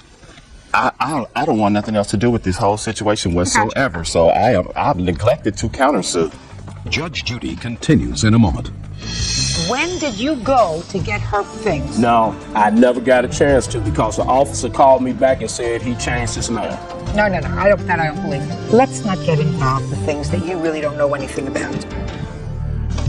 Real cases, real people. Judge Judy. Lisa Clemens says ex-boyfriend Ricardo Powell won't return her property. She also claims Ricardo assaulted her. I would like to know, Mr. Powell, on what date you disposed of, according to you, these couple of bags of clothing and shoes. November the 19th, the day that she came over, a week after the trial, violation of the judge's order. There was no more purpose at that point. She was going to keep violating the protection order. She was going to keep violating the judge's order. Now, she was found guilty on the violation. She was found guilty on the domestic violence. She had it mixed up, Your Honor. That's the only thing I'm clarifying. She was found guilty of the domestic violence. I plea bargained her to dismiss the violation of the temporary protection order. So she wouldn't go to jail? Correct. That she would get this counseling. Right. So she wouldn't go to jail because if you're found guilty on the violation, what? Correct. Yes, sir. You want to say something? Yes. Well, step up for a second. Tell me what you want to say. Your last name is? My last name is Twyman. Go ahead. I went with the police to their house to get her clothes and things. Is that the day she was released? This was the second time, I believe. And he would not let her get anything. And the police called both their lawyers. And I believe both lawyers agreed that she could get these things. And he told them at first she could come and get them. And then the police called me back. Just a second. Who did he tell she could come and get? He told the police. How do you know that? Because the officer called me at home, at my house, and told me that I could go and get the things without her. You, not right. her. Not her. You. Right. When did you go to get her things? No. Shh. Listen to me carefully. When did you go to get her things? I never got a chance to because the officer called me back and said he changed his mind. No. I don't believe it. Well, that I don't believe. He said you could go. Exactly. Was she going with you? No, she was not allowed to go. Good. She was there to... Now let me hear your version of these events. Okay, Your Honor. After the police, they said she has a reasonable expectation to come after the domestic violence case to come back and get some things out of her house. I gave them the run of the house to get what they have to do because I understood the police officers. After that, I was advised by the police officers as well as the prosecutor's office that anything else after this would have to be dealt with in court. They came over 3 extra more times after that in violation of what everybody is stating. Who's they? She came over more than once. He came over the second time after the police with her too. She was there with him the second time. Where was she? They were in the truck in front of the house. Did you ever go over to the house in the truck with her? The answer is either yes or no. Yes. Well, you can't do that, sir. Okay, well, we met the police there at the house. And we were not in front of your house. We were 2 doors down, actually. We called the police before going to his house. She can't go there, sir. Don't you understand that? Exactly, I understand that. Okay, Young, if you may, if she can't go there, why would he have her come there and pay the rent and then put her out? Again, after the whole situation. Let's not get involved with things that you really don't know anything about. I know Okay? about it. Okay? Sit down. Judge Judy will continue in a moment. You have to put a period. You have to say this did not work out. The relationship is over. I'm not going to have anything to do with him. I lost some. He may have lost some. I lost more. That's the way it usually goes. It's over. Forget it. Go buy a new TV and a new hamper. Do you understand? Yes, It's I do. finished. It's over. If you stop taking your medication because you don't feel as if you need don't it need it. I'm anymore, not with him anymore. if you don't feel as if you need it anymore, that's a judgment that you're going to have to make. I'm not so sure, Miss Clements, that that's the best idea. However, if you think that that's a good idea, fine. Cross him off and say it's over and let it go. That's all. This is case number 428 on the calendar in the matter of Beaster versus Barber. Parties have been sworn in, Judge. You may be seated. Folks, have seats. Mr. Beaster, it is your claim that the defendant assaulted you by kicking you repeatedly around the head and body. The defendant says she was merely trying, she acknowledges that she did kick you, but she says she was trying to protect her boyfriend from you. So you tell me about this incident. When did it happen? Happened on August 22nd on a Thursday night. Where were you? I was in my apartment with my wife and our 18-month-old little girl. Okay. What happened was we were trying to sleep and we heard a lot of noise. We didn't know where it was, outside somewhere. So I had my wife, I said, just go up, get up out of bed and see what's going on.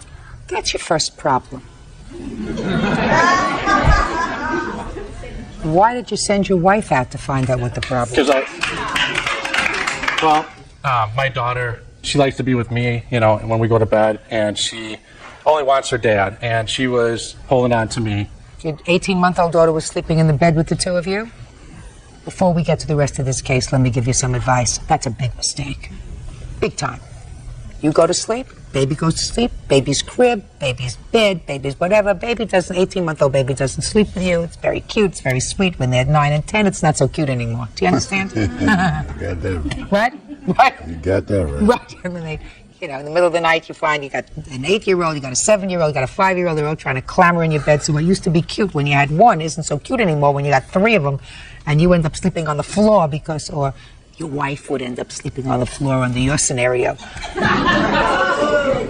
Just a word of friendly advice. Okay, so next time this ever happens, you're not going to send your wife to the window so that you don't disturb your 18-month-old daughter.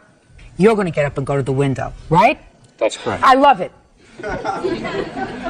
Okay, so you send your wife out and she looks at the window. Step up, please. Okay, next time you give him a good boot in the back with your foot and you say, you get up and go see what's making all the noise. Anyway, you got up and you looked outside. What did you see? Well, I saw a bunch of 19, 20-year-olds, I'm not sure how old they were, playing around outside on the swing set. It was a playground. They were sliding. How far away is the swing set from the playground from where you live? About 10 feet away. What floor are you on? We're on the 2nd floor. So there are a group of people fooling around outside? Yes. Talking loudly? Screaming. Screaming? What were they screaming? I have no idea what they're screaming about. Okay. And then what happened? We all went to the window. This is in one of our other bedrooms, and they were just making a lot of noise, screaming. They're in a tree. I don't know what they're doing in a tree. A tree. They were in a tree, all of them. And I proceeded to say, be quiet or I'm calling the police, because it was very What did you loud. say? Be quiet. Say shut up or I'm calling the police. I did say, be quiet, I'm calling the police, but that's what I did say. I did not swear. I did not say anything. Okay. Then I heard the gentleman over here yell back, go ahead and call the police, F you. You mean this gentleman that looks like butter would melt in his mouth? Over here, right? Mm-hmm. This one? Okay, go ahead. And then I told my wife, go ahead and call the police, and I did proceed to go outside. Well, that was your second mistake, right? Yeah, I agree. I should not have done that. And Right.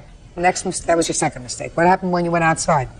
the gentleman there, jumped out of the tree, and he ran up to me. And he pretty much said, what are you doing out here? Oh, just because you're bigger? Go ahead and hit me. I will sue you. And then she got involved, the defendant, and she started swearing and cussing at me. You have a police report? I sure do. I'd like to see the police report, please. Okay, swearing, cussing. What happened next? And then the defendant here proceeded to put her hand on my chest, swore at me, and said, you know, after you get back in your apartment. And I swiped her hand. She put it right here. I swiped her hand away, and I said, don't you ever touch me again. He got upset. And Because you had swiped her hand away, whatever. Yes.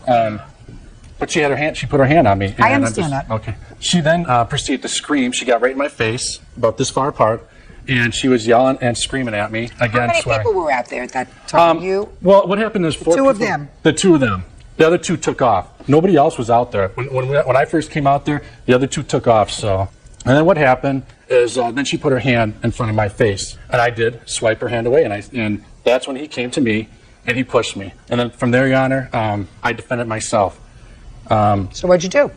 We started to like grapple, and then he pretty much said, "Oh, you're a big guy and you can't put me down." So I knew the Well, you police. got him down. You got him down on the ground. Yes, then I put him on the ground. He ripped my shirt, then I ripped his shirt. And when I had him on the ground, I did not have him in a chokehold. I didn't throw any punches. No punches were thrown. She proceeded to go ahead and start kicking me in the head. Okay. Tell me what injuries you suffered when she kicked you in the head. At the immediate time, I did not know what injuries I suffered, but I know after the second kick that I had blood coming out of my nose, and it was splattering even after the last couple of times. And I do have pictures here. Can I see it, please? Yes. And this is the viewpoint from our apartment.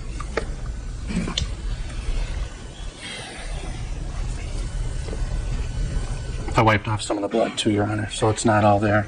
You have any other reports from the police statements? Do you? I'd like to see them, please. Well, I do got our own statements from everybody that had statements involved. My wife I have and that. I'd like to see I all also the have the statements. police report that the police wrote up. I'd like to see it around in the tree. Right. We did go outside. I have this. Oh, I have this. I don't need this. I'm talking about other statements. Oh, okay. That is all I have. We were outside and we were laughing and having a good time. It's too late. Right. And It's too late. Judge Judy continues in a moment. Are you smoking regular cigarette or are you smoking some funny cigarette?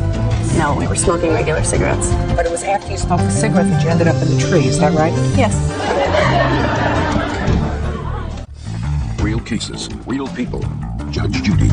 Brian Beaster says he was injured when neighbor Courtney Barber kicked him in the head. Courtney says she was defending her boyfriend. Go ahead. We went up in the tree and we heard Mr. Beaster yell out of his house, "Shut the f*** up." He didn't politely say anything about us being quiet. And we all looked at each other and we realized, okay, we're too loud, we need to go inside. And at that point, Mike had yelled back to him whatever he had said about call the cops. If he said F whatever, I don't remember that. And then as we were coming out of the tree, which was immediately after that, he had came out and was standing underneath the tree at that point. So running up to him, He has to get dressed, put on his shoes because he was in bed. I don't know what the weather's like, whether he sleeps in the buff or he sleeps in pajamas. To walk downstairs, take the elevator downstairs, and come out. there were 4 of us in the tree. You shouldn't have been in a tree. Absolutely. Right? I understand it, yes. And what were you doing kicking him in the head? Well, what had happened was that he was at the base of the tree when all of us had been down. Mike did not run at him or anything. And at that point, he told us, I'm in the military, you guys are being too loud, and there's no reason for you to be outside. And there was cursing back and forth. There was yelling back and Well, forth. then, just a second. But that's what he said to you. I'm in the military? Yes. There's no reason for you, so why didn't somebody say to him, I'm sorry, we shouldn't be making so much noise, we're leaving? I did absolutely say, I am sorry, we're going inside. You said that? Absolutely, yes. Yes, I did. Then you tell me how the pushing and shoving match started between the two of them. Because he had called Mike a loser. He was in the military, he was better than us, basically. It was absolutely yelling at us, and we were shocked. We didn't want any fight to happen. We were not about to I don't yell with this understand man how he and started, argue with how he him. was getting kicked in the head. You want to get to that point? Yes. So far, I'm just hearing words. Okay. When he said that I had put my hand on his chest and that he smacked it down, that was true. I had put my hand on it in his face, not on his chest. For what? Because he was towering over me and he was Why screaming. didn't you just leave? Why didn't you just leave? We were walking away. How could you just walk away? He called me, and that's when Mike got angry at the fact that he called me. So, what happened? So Mike said there's no reason to call anybody. Is that what he Don't said? call Just my like girlfriend that? Just like that? Yes. Just like that? Yes. Nice and calm? Don't call my girlfriend, he said. Keep going. And then they started wrestling after cursing. They grabbed onto each other, and they were throwing each other around. And nothing was even being yelled at that point by Mike saying hit me or any of that. Nothing So they're was said tussling around. I still don't understand how he got all these injuries. He got Mike on the ground and was on top of him, and he says in his police report that he had him in a wrestling move. Okay, so he got him on the Some ground. kind of headlock. I could only see the bottom half of Mike, and the rest of him was underneath Brian. Yeah. And at that point, I got scared. He was on top of him, and I didn't know if Mike couldn't breathe or what was going Why on. don't you ask him, Mike, can you breathe? I was screaming at him, get off of him, leave him alone, Why don't you ask him, Mike, can you breathe? Instead of get off him, or how about Mike, can you breathe? I still don't understand how he got all these injuries. I was barefoot when I kicked him. What were you doing barefoot? Because it was summer. It was nice out. I just walked out of my apartment to have a cigarette. So you climbed up the tree barefooted? Yep. Uh-huh. Yes, I did. How did he get all these marks on him? I kicked him once in the face, and he screamed out. And the second time I kicked him, he let Mike go. Where had you been prior? Stand up, you. Where had you been prior to going out and tree hopping that evening? Inside my apartment. What about the three other people who were with you? Were they in your apartment earlier that evening? Yes. What were they doing in your apartment earlier that evening? Hanging out with us. Do you two live together? Yes, all three of us do.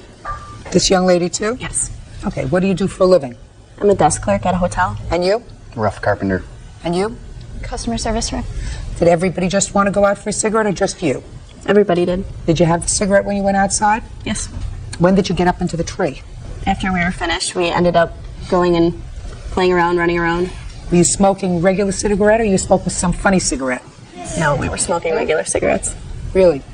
But it was after you smoked the cigarette that you ended up in the tree, is that right? Yes. You have medical bills? Yes, I do, Your Honor. I'd like to see them, please.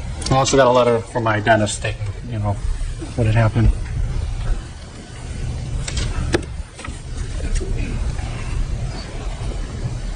Any other bills that you have? No, that's the only one I have, Your Honor. Mr. Beaster, I'm going to make the following observation to you, sir. You're a grown man with a wife and a child, and you should have known better than to go outside once your wife called the police. You were hot because they disturbed your family, and the reaction when you said whatever you said to them irritated you. Otherwise, you would not have gone outside. That was a mistake. You should have acted in a more mature fashion.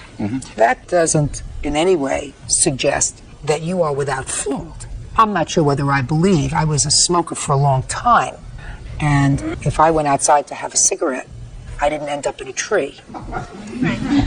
Which suggests to me that you must have been feeling pretty good after that cigarette because you're three people with responsible jobs. Three people with responsible jobs usually don't have the reaction of hopping up into a tree after they have a smoke. I didn't see any indication here in the police report that the police officer smelled alcohol on your breath, so I might assume it was something else. In any event, you had absolutely no basis to cause the injuries to him that you did. Your actions precipitated the evening's events. If it wasn't for you, the whole thing wouldn't have started. All of you. So you're going to pay for his dental work. His dental work so far was $972. Those are the only bills I have. Judgment for the plaintiff. That's all. Thank you, Your Honor. You may step out. He was there waiting for us to fight as soon as he got out of the tree, and that was No, that's a lie. That is a straight out lie. He's the one that came out of the tree, ran up to me and said, go ahead, hit me. I'll sue you. You're bigger than me. I don't care. And now the next case. All parties in the matter of Sullivan versus Bradshaw. Step forward, please. 25-year-old cook Andrea Sullivan and her husband Micah are suing former friend 25-year-old cook Damon Bradshaw for injuring Andrea's back when he body slammed her onto a couch. Damon says he was imitating Andy Kaufman. Mrs. Sullivan, the defendant was a former friend of yours and a roommate. That's right. Both you and your husband's. It's your husband? Yes. According to your complaint, one evening, two of you were sitting around watching television, and Mr. Bradshaw, sort of mimicking something that you were watching on television, some wrestling that you were watching on television, he picked you up and he threw you on the sofa, because he was watching some wrestling. Is that right, Mr. Bradshaw? pretty much. It was Andy Kaufman. What does he do? Does he sing? He was a comedian who wrestled women. What? Taxi. Locker. On Taxi. The show Taxi. He be back. Does he also, and he wrestles? Well, he started wrestling women for a while because he thought it'd be funny. See, that's when you were watching on television. And So, huh? what day of the week was this? I don't know. On a weekday or something. I don't remember. Well, what kind of work do you do? Were you doing that? I wasn't working at the time. So. Were you studying something? No, I was just a bum. Pretty much. Judge Judy continues in a moment. You're a cook. Yeah. Did you go to school for that? No, I didn't. Would you give me the name of the restaurant, Bert, and I want to make sure to take it off our list. Real cases, real people. Judge Judy. Andrea Sullivan and her husband, Micah, are suing former friend Damon Bradshaw for injuring Andrea's back when he body slammed her onto a couch. Damon says he was imitating Andy Kaufman. Anyway, you picked up Mrs. Sullivan and you threw her on the couch? I didn't throw her. Tell me what you did. Well, we were getting wasted, and we were up all night long watching TV, and he had to go to work, and so we were watching Man on the Moon about Andy Kaufman, and I thought it looked pretty funny. I said I could kick any girl's butt, and... Don't do that to the table, sorry. It's irritating. And so I grabbed her, and we were wrestling around, and I took her, and I put her on the couch, and she landed on, I guess, a bar or something in the couch, and I hurt her back. And we called him, he came over. Oh. What kind of work do you do now? Now I'm a cook. You're a cook? Yeah. Did you go to school for that? No, I didn't. Would you give me the name of the restaurant, Bert, and I want to make sure to take it off our list. Could we have the name of the restaurant, please? Put that down, Bert. It's really good. It's off the list. It's off the list. Off the list. All right, he threw you down on the couch. You hurt your back, is that right? That's right. We weren't wrestling, though. Mr. Bradshaw said that you were both drinking. Is that true? Yes. What do you do? I am a cook also. Did you go to school to be a cook? No. What's the name of the restaurant? And what do you do? I'm a student. Did you see a doctor? Yes. I went to a chiropractor. Can I see, please, the bills from the chiropractor? When did you first start to have pain in your back? As soon as he brought me onto the couch, that he slammed me down onto the couch. Was there a bar there? He says yeah, there was a a wood frame bar that I landed on, and They weren't really wrestling, though, Your Honor. He always says it like that they were wrestling and having a good time, and he just He wasn't picked her up wrestling, he and... was playing an idiot. Yeah, he just grabbed her and No, threw her he down. wasn't being an idiot. Yes, He was an he idiot did slam me practicing It was his just like craft. House. Yeah. I don't go around beating women up. You didn't do it, sir. You didn't hurt her on purpose. No. I want to explain something to you. I don't believe that you hurt her on purpose. I believe that you hurt her because you were an idiot. Judge Judy is ready to rule. Whether you hurt her on purpose or you hurt her because you're an idiot, you still hurt her, and it's your fault. Do you understand? Yeah. You had medical bills in the amount of $3,567. Is that right? Yes. Listen, I hope a lot of other people go to, what is this, to eat? Yeah. So you're going to need it. Judgment for the plaintiff in the amount of $3,567.56. Thank you. And now the next case. All parties in the matter of Lovell versus Carson. Step forward, please. Attorney Warner Lovell is suing his former client, 27-year-old ticketing agent Diane Michelle Carson, for failure to pay for services in a custody battle. Michelle says she never hired him. Mr. Lovell, you are an attorney. That is correct. And it is your claim that the defendant retained you in a custody proceeding to represent her and that she has an outstanding bill that you wanted to pay.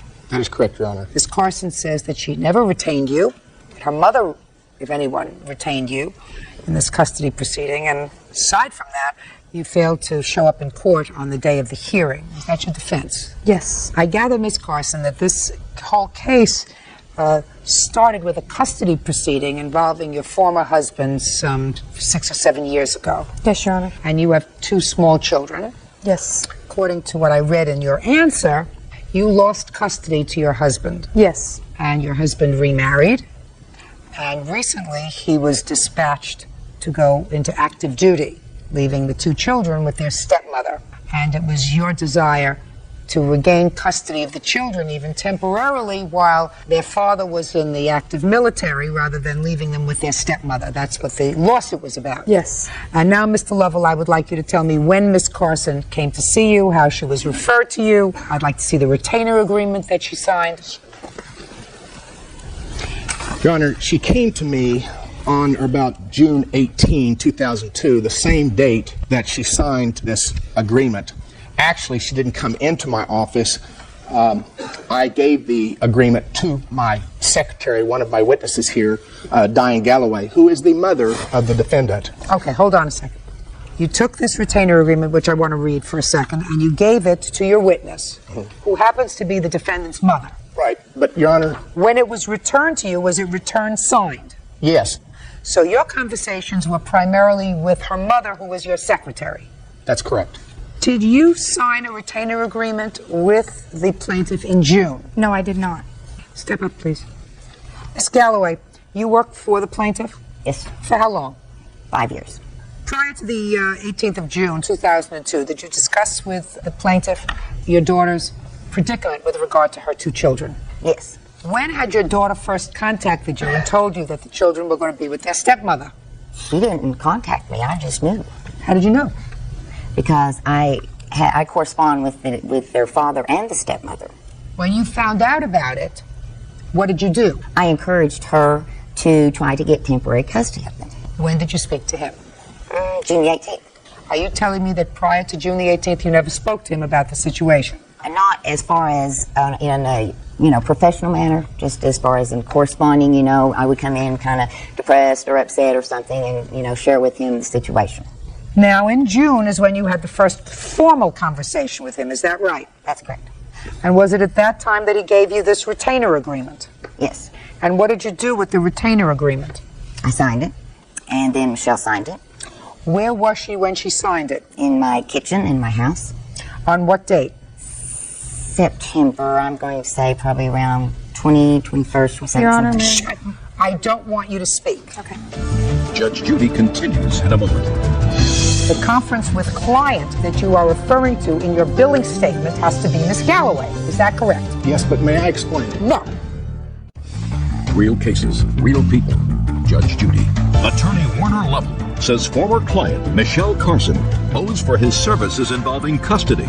Michelle says Mr. Lovell was hired by her mother, so she should pay. Why is it that your daughter didn't sign the retainer agreement until September?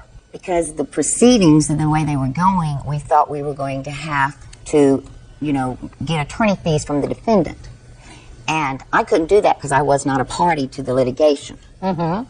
So I told her, in order to get attorney fees, you're the party, I'm not, you need to sign this. Now, when was the hearing in this case? First one I was involved in was scheduled for June 28, 2002, but we went in a day early, the 27th, at mutual agreement. Mr. Lovell, between June 18th and September, how many court appearances did you make? I made that one. And then? There was another lawyer involved for the defendant here, and the defendant and her mother wanted someone with more experience. I have 32 years experience. Shh, Mr. Lovell, who told you that? Diane Galloway, my witness, told me they wanted someone more experienced. I then communicated with the defendant about this, and I sent her letters. She never responded to one of the letters and indicated what was the date of the letter, sir? It was September 23rd. Was to her lawyer, my co-counsel. No. Mr. Lovell. Mr. Lovell, sir. Let me explain to you where I'm going, and you know September exactly. 23 is the short. You know exactly where I'm going, Mr. Lovell. Between June 18th and some date in September that your witness is not sure of, the defendant did not retain you. She retained you. I disagree with that assessment. Well, I'm telling you, you may disagree with it, but since I am the final arbiter of what's going on here, you have to accept that, sir. Now, you are suing for work that was done between June and September. I think that your secretary wanted some help with a custody case that she thought was a good idea initially in April. She told her daughter that she thought her daughter should pursue this custody case as opposed to the stepmother. Her daughter retained her own attorney. She signed a retainer agreement with you in June. She did not sign it until September. And all I'm asking you now, sir, is to fill in the blanks for me when you had correspondence with the defendant. Show me. The first letter I had with her was the 23rd of September. Here's a copy of the letter. I had another one on October 8th. But prior to these letters, I had telephone communications with her, Judge, Your Honor, and she recognized me as her counsel. Don't tell me she recognized you as her counsel, sir. I don't see that she recognized you as her counsel. You don't have a retainer agreement signed by her until September. And in September, you started sending her letters that you wanted your money. She says, you're not my lawyer. I mean, I'm not asking you any questions. I'm just looking at your paperwork, sir, and listening to your witness. From August 6th to October 7th, Diane Galloway was out of my office with a wrist injury and surgery. So I was having to communicate some with the defendant directly. She recognized me as her lawyer. And did you recognize him as your lawyer? I never spoke with him. It was always through my mom. My mom would tell me something. I never spoke with this gentleman on the telephone except for one time, and it was a no charge on the billing statement. All of this other billing is conversation with Diane Galloway, conversation with Diane Galloway. All of the bills. Can I see it, please? How much did you pay your attorney? My attorney, $2,000. What happened with the case? I lost. Judge Judy continues in a moment. Who paid you your retainer on June 18th? Diane Galloway paid a $500 retainer on that time. I have a copy of the check she's given. I believe you. Okay. Am I correct that in your statement to this defendant, dated 7/1/02 for the month of June, that when you refer to conference with client, you are referring to Miss Galloway? Some of those were with Miss Galloway. I had a conversation or two with each one. Listen to me, sir. You don't say clients. You say client. Did you have a conference with Miss Carson on 6/18? The answer is either yes or no. No. So if you did not have a conference, Mr. Lovell, with Miss Carson on June 18th, the conference with client that you are referring to in your billing statement has to be Miss Galloway. Is that correct? Yes, but may I explain? No. On June 19th, did you have a conference with Miss Carson? Not in person. Are you telling me, sir, that you had a conference on the telephone with Miss Carson and you had a conference with Miss Galloway as well? No.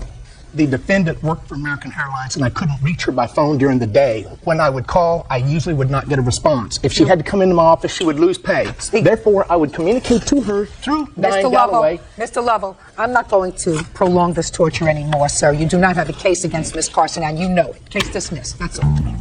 This is case number 356 on the calendar in the matter of Koch versus Ringenberg, Buban, Fagan. Has been sworn in, Judge. You may be seated. Folks, have seats, please. Which one of you gentlemen is Brad? All right. So what I want you to do is stand right over there. That's it.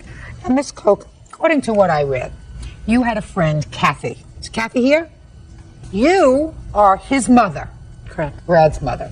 Kathy was visiting you at your house, and she at some point wanted to go home and check on her kids.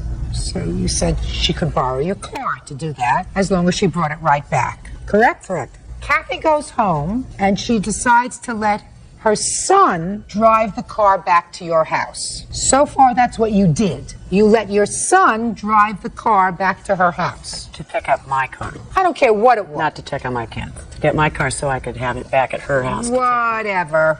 You let your son drive the car back to her house. Is that right? To follow me, to have my car. Whatever. He could have followed your car.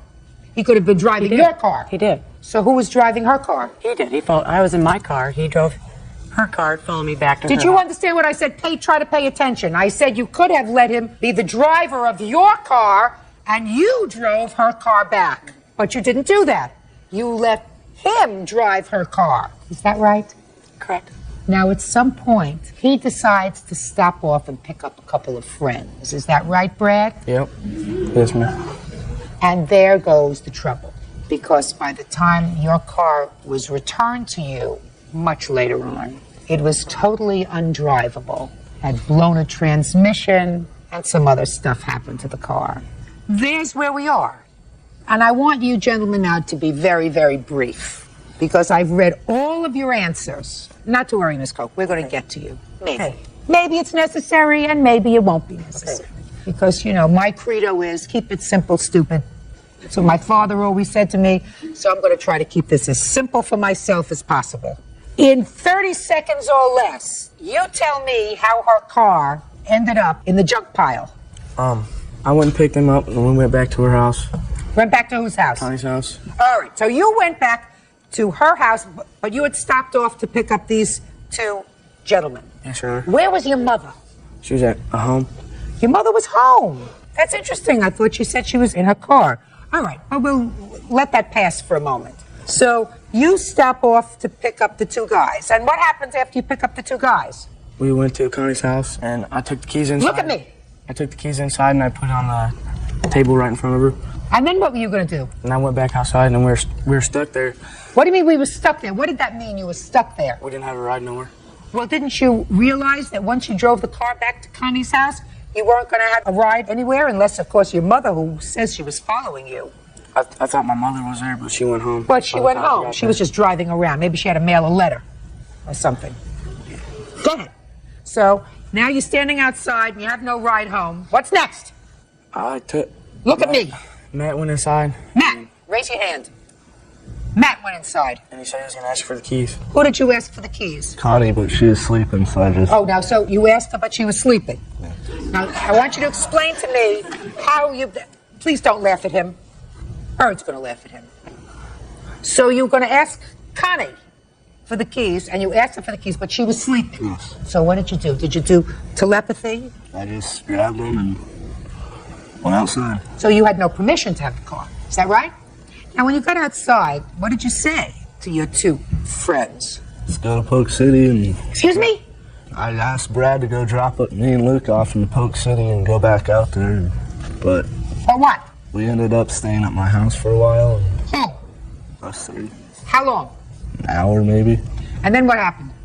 Me and Luke drove around for a little bit, got some gas, car stalled. Okay, where'd you leave him? My house with a few other friends. Okay. So, let's understand this. You had no permission to have the car, is that right? Is that right? Yes. And you had no permission to be in the car, is that right? After you had dropped it off? Yes, Your Honor. And what about you? Nope. No what? No, I didn't have permission to be in the car. Who was driving? Matt. Did you ever drive the car? Your Honor? Now, did Matt tell you that he didn't have permission to have the car? He told me we did have permission. Did? Yes. What did he say to you? Well, me and Brad were sitting outside of Connie's house, and he went inside and got the keys, and comes out and says that, you know, let's go. And he didn't say that he had permission, but, you know, he said, let's go. And Oh, so he didn't say he had permission. Is that right? yes, Your Honor. Okay. You knew. Now, tell me about your car. What happened to it? They just say it stopped. It was 70 miles away when the transmission blew from my home. 70 miles? And then I came back home and I went to file a police report. And they... Just tell me what the damage was to the car. That's my question. No, my damage is $3,490. There's a towing charge, there's attorney fees, and unused insurance, but... I just want to see what the damage was to the car. The matter is all I need. How old are you? 16. You're 16. Oh, how old are you? 17. 7. And you? 16. 16. Oh, this makes my life so much easier. Judge Judy continues in a moment. You listen to me. Her keys were put on that table. No, listen Somebody to me. came in that house. Oh, yeah. Those keys came back Madam, on you that are counter. a liar. Real cases, real people. Judge Judy. Connie Coke says teenagers Brad Boban, Matt Regensburg, and Luke Fagan drove her car without permission. Connie says the boys damaged the transmission, then abandoned it 70 miles away. You know, I like to keep things simple. I want you to move over there. I'd like you to step up here. Your name is Kathy what? Boobin. Step up here. Let her stand next to her prize. Son says that you didn't follow him to her house so that you could give him a ride back. And I believe him because that's what they say. Why didn't you do that? I just picked up my car so I could leave Connie's when I felt when I was wanting to go home. Well, just 1 second, madam. She didn't give your son permission to drive her car. She gave both of us. No, she he did had- not. he had No, to she drive did the not. keys back. Excuse me? Someone's got to drive my car, which is me. No, not you. Which is him. Don't you get it? That's what I said to you before. If somebody's going to drive a car that doesn't belong to them, it's going to be you, not him. So he drives your car, and you drive her car. That's probably how it should have been done. Right. Because but for that, this whole thing wouldn't have happened. Right? Do you understand what I'm saying to you? Yes, ma'am. Now, everybody knows 16-year-old boys and cars don't mix. They're fools. And when they have friends, they're bigger fools. Now, you should have anticipated that. You didn't. Therefore, I am not holding these two boys' parents responsible. I'm holding you responsible for the whole thing. Because I'm holding him responsible for the whole thing. You want to go after them? Sue him. If he came before me, you'd be totally unsuccessful. But for your actions, you're the adult. He never would have had his hands on the keys to her car. You got it? Now, if the boys had gone into her house and you had nothing to do with that, and each one of the boys told me the same story, he got the keys, he drove the car with them, he was also a passenger who knew what was going on, and you had nothing to do with it, all three of you would be equally responsible. But in this case, you were the one who controlled the keys to that car. If you had done the right thing and said, follow me back, I'm taking Connie's car, you drive my car, when we get to Connie's house, going inside, I'll be right out. You put Connie's keys someplace where Connie can get her keys if she's sleeping. You come outside, you say, now drive me home. That's what happened. No, it's not what happened. You were not driving Connie's car. He put him on the table. You listen to me. You were not driving Connie's car back to her house. He was. He should have been driving your car, not Connie's car.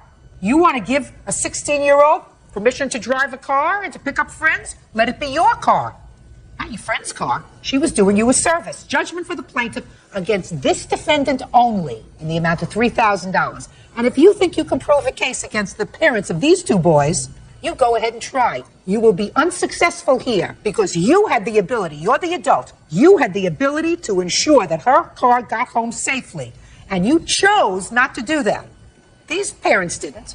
They had no idea what was going on. Only you did. Her keys were Only you did. You had the ability to see to it that her car was returned to her house. It was safely. returned in her driveway. No, it wasn't. And her keys were put on that table. No, listen Somebody to me. came in that house. Oh, yeah, yeah. Took those you keys can tell off me that table. Put Your that Honor. down. You can tell me anything that you like, and I'm telling you, you had the responsibility to see And to I it that did. yours. And it came back. Those keys came back Madam, on you that are counter. a liar. Your I'm not son lying. says There's you nothing to are lie a about. liar. I believe you're a liar. Your son just told me you're a liar. He just told me that you never followed him back to her house to drive him home because they were there stranded. And you said, I followed him back there, which is a lot of baloney. So you're a liar, you're responsible. Judgment for the plaintiff against this defendant only, $3,000. That's all. Parties are excused. You may step out. I'm not a liar. All I know is my police report says that Kathy admitted to knowing that they were taking the vehicle. It put a strain on Connie because she was without a car. I'm still without a vehicle. I carted her around. I tried to be very helpful. I've gotten nowhere. They were said, please don't press charges. We'll get it fixed. We'll get it fixed. I was a good neighbor. She's been a good neighbor. That's what neighbors are supposed to do.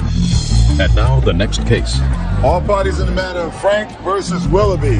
Step forward, please. Homemaker Diane Frank is suing her sister, real estate agent Bonnie Willoughby, for car payments, attorney fees, and for the cost to have a car shipped from Hawaii to California.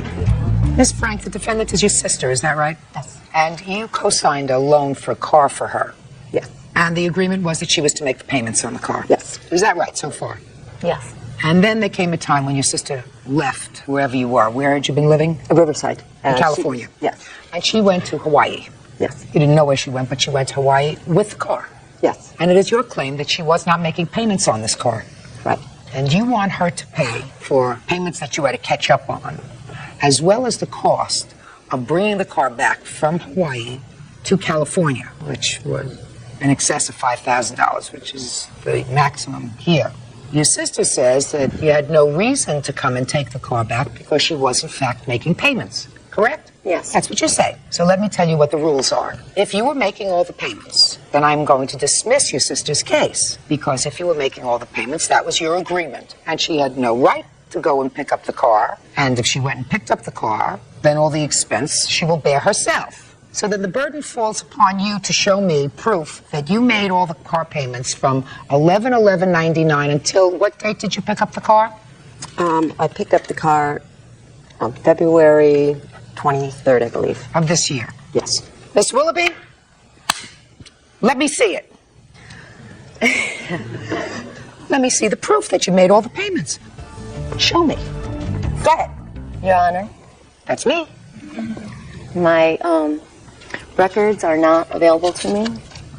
I am going through a separation, and I don't have access to the records because my husband has all of them in a storage where I do not have access to. Miss Willoughby, banks keep records.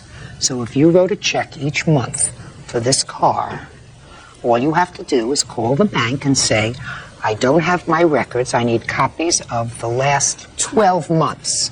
So the truth of the matter is that you weren't making all these payments. Isn't that right? Miss Willoughby, did you make all the payments?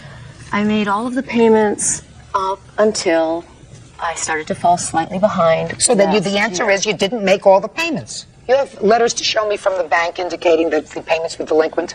Yes. Can I see them, please? These are the statements that start coming when, and I don't have them all, but here's Let me take a look plenty at of some them of that them. shows that they were starting to come late.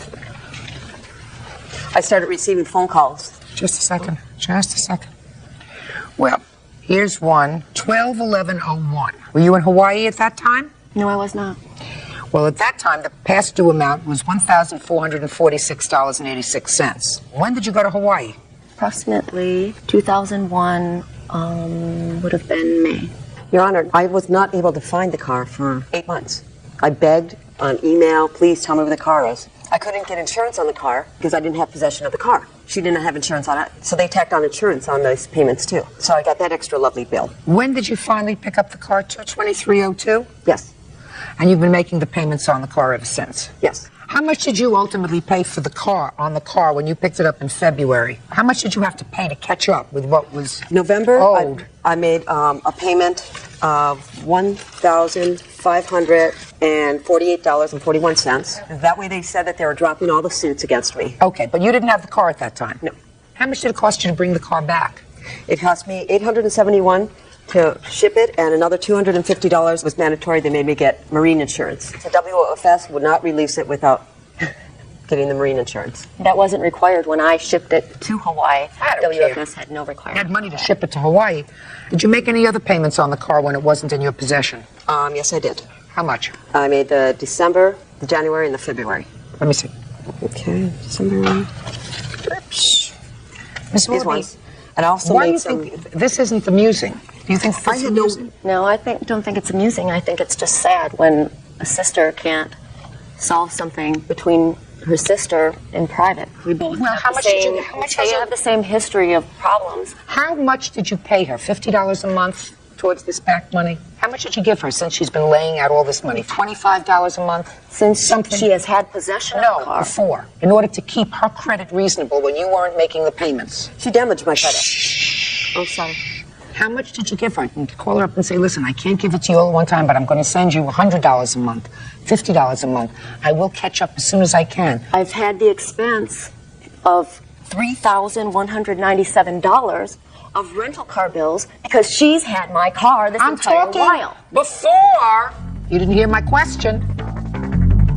Miss Willoughby, before she took back the car and you weren't making payments, did you call her and say to her, I'm sorry you had to make these payments for me, but I'm going to send you $100 a month, $200 a month, $50 a month, just to show you that I know it's my responsibility? I know that it's my responsibility. No, I asked you whether you called her and said that to her. My mother did.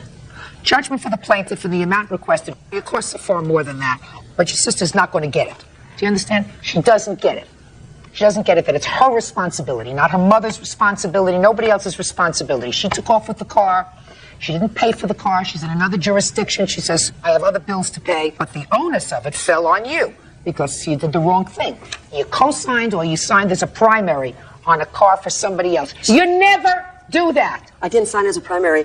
She worked for the place, and they switched my name. Listen, you went there, you recognized the fact that they switched you as a co-signer. No, I didn't know it at the time. Well, then you it's have to my read- mistake. That's your mistake. Then you have to read it more carefully. But she's got the car, and you got the lousy credit. I mean, it's ridiculous. Judgment for the plaintiff in the amount of $5,000. That's all. Yeah, this is case number 396 on the calendar in the matter of Selena Starabigi versus O'Shea. Parties have been sworn in, Judge. You may be seated. Folks have seats. All right, who's going to speak? I will. Tell me your name. Jennifer, Your Honor. This is one of your dogs, and Yes. according to your complaint, you had two. They were both the same breed. Right. And unfortunately, one of your dogs was killed by the defendant's dog. Right. You want him to be responsible for you securing another dog, which in your case involved flying out to a breeder, because that's where you got that dog from, and purchasing another dog. Right. Defendant says that your dog was off the leash at the time that his dog attacked yours, which I don't think he denies. You don't deny that your dog attacked a dog. And he is counterclaiming because he said that while at the vet, you attacked him and assaulted him, and he's counterclaiming. Tell me about your dog. Well, she's beautiful. No, I, 5 beautiful, pounds. I know. Beautiful, Yeah. I know. When did you get her? Where did you get her from? Oh, I got her from Tampa, Florida. Where do you live? Sherman Oaks. And I researched over 50 breeders, both locally, obviously for me, very far. It didn't matter. I knew that I wanted one. When did you get the dog? In the year 2000. And it was also a Pomeranian? Yes. Now, did you travel on both occasions to get the dogs to Tampa? Yes, to Tampa. The breeder will not send the dog to you? Not that small. She does have bigger dogs, but because they are bred down to be so little, when you pick them up, they're about 8 ounces. So they're very small, and to go underneath cargo is unacceptable for anyone. So she insists that you come and pick them up? Absolutely. All right, tell me about the unfortunate incident involving Mr. O'Shea's dog. Your neighbors, I assume? Yes. And I was not there, thank God. Okay, you were, who was? Me, Your Honor. Your My last name is name? Ray Darvigi. Do you live together? Yes. Yes. Tell me what happened to her. Well, it was July 18th. My brother and I took out the girls, just like every other night. The girls, you mean the two little girls? Yeah. And we placed them on the grass, and no longer than we put them on the grass, his 2 dogs came out of nowhere, and I immediately yelled at Rod to grab Princess, and she just kind of... She knew that the dogs were going to attack her. She knew something was going to happen, so she really, crept down. Rod scooped her up. That's my brother. And I tried to go after Prissy. That's the one that was deceased. And she was running away from him. And, she had 2 pit bulls. One was trying to, get me, and the other one was going after Prissy. And... Okay, so Mr. O'Shea's dogs came out of his house? We don't know where. Yeah, where did they come out of, sir? They came out of my apartment door. Okay. They weren't pit bulls, by the way. What are they? They're mixes. They're much larger. Were you Oh, yeah, home? they're definitely larger. Were you home? Yes, I was. How did your dogs get out, Mr. O'Shea? Well, I was actually leaving the apartment, and I have a screen door, like a security screen door, which they can see through. And their dogs were at the end of my driveway. And our apartments are very close together. And my dogs apparently saw them, and I didn't realize they were out there. But as I went to go leave my apartment, my dogs slipped past me and ran down the driveway to go. As far as I know, to go play with the dogs. They didn't go out to attack the dogs. They're not attack dogs or wild dogs. Well, they or killed one anything of your of that dogs. nature. Killed one of the dogs. So you are responsible. Just by nature of the size. What makes you think that you are not responsible? For one thing, it's a legality that you have to have your dogs on leash. That doesn't. It doesn't change. Listen to me, Mr. O'Shea. The proximate cause of the death of her dog was not that it was off the leash. Well, when The animal control came cause- over, animal the control cause- came to my I'm apartment. speaking. My mouth is moving. The cause of her dog dying is because her dog was attacked by your dog that was off the leash. Correct. So, Her dog did not attack your dog. Your dog attacked her dog. well, actually, her dog ran up to my dog. So obviously, there's a size differential there. So, well, I'm not saying that her dog attacked Explain my to dog. me how that happened, Mr. O'Shea. Well, my dogs ran up to their dogs ran up to mine, and a fight ensued between my bigger dog and one of their little dogs. I don't believe you, Mr. O'Shea. That's a lie. How- That's a lie. What part of That's a lie. What part is a lie? Part that is a lie is that their dogs ran up to your dogs. Your dogs ran to theirs, ran out behind you They definitely because they saw 2 other dogs there. Your dog ran out and ran up to plaintiff's dog. They didn't come together. Well, my dogs ran out, but their dogs definitely came towards my dogs. Dogs aren't usually stationary objects. I'm sorry, Your Honor. My dog ran for her life. Listen to me, madam. You weren't Sure. there, so don't interfere. Okay. I don't believe him. Okay. Can I say I don't believe him. Can you I say what? something? My name is Veronica Rojarte. I'm the witness. I'm his roommate. Come on. Basically, every time that I'm out there with Junior or Oakley, there's been several occasions where her dogs do run up to my dogs, and they are on. Were you there on the 18th of July? No, I wasn't, but Good, if I- sit down. Does that change the fact that her dogs were off leash? And that they're always off leash? And that they Let me went explain off something to you. The That's proof. problem, Mr. O'Shea, is that the dog was not killed because it was off the leash. The dog was killed because your dog was off the leash. Right. The reason that her dog died is because your dog was not in control.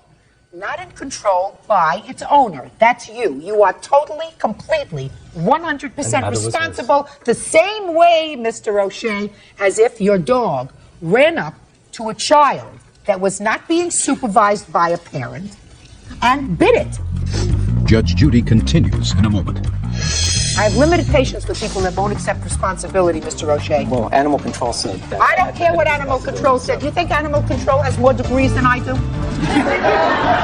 And later today, What kind of problems was your son having with Mr. Atkinson? They argued constantly. He argued with a 5-year-old? Yes, ma'am. real cases, real people. Judge Judy.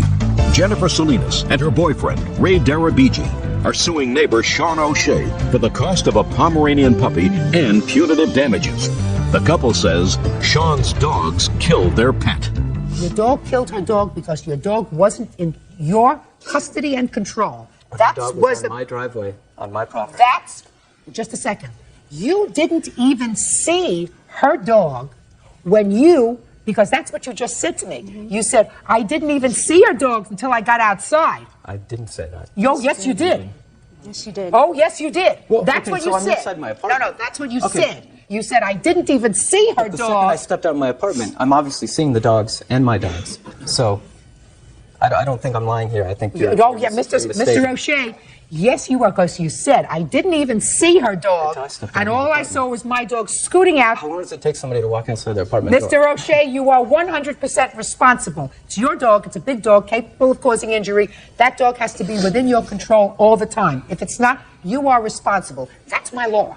Now let's get to your counterclaim, and then I'll get to the amount of money that it's going to cost you to Can I say replace one that quick dog. thing? One quick No, let's get to your counterclaim. Okay. I have limited patience with people that won't accept responsibility, Mr. O'Shea. Well, animal control said that. I don't had care what limited animal control said. Do you think animal control has more degrees than I do?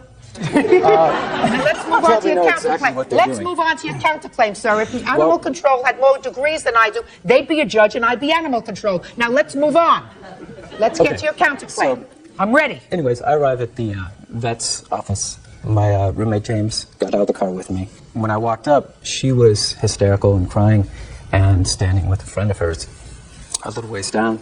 And I talked with the plaintiff's brother. He told me that what the bill was, and I said, you know, I'd like to pay for that. And I wrote them a check right then. Good. When Jennifer came close to us, she saw my roommate and for whatever reason assumed that he was the owner of the dogs. And she was pretty hysterical at this point. She'd already fallen on the sidewalk several times and was crying hysterically and screaming. And she attacked my friend, James. How did she attack James? Well, she ran up to him, screaming and saying various things about her dog dying. And with closed fists, started hitting him in the head and the face and neck. And James, to his credit, put his hands up and just stood there and didn't do anything. Right. And this went on for about 25 seconds until somebody pulled her off of him. At which point, somebody, I guess, explained to her that they weren't James's dogs, but they were my dogs. At which point she came after me. And she started hitting me about the face and neck with closed fists. And I also raised my hands to protect myself because she swings pretty good. Okay, Ms. Salinas, let me hear about it.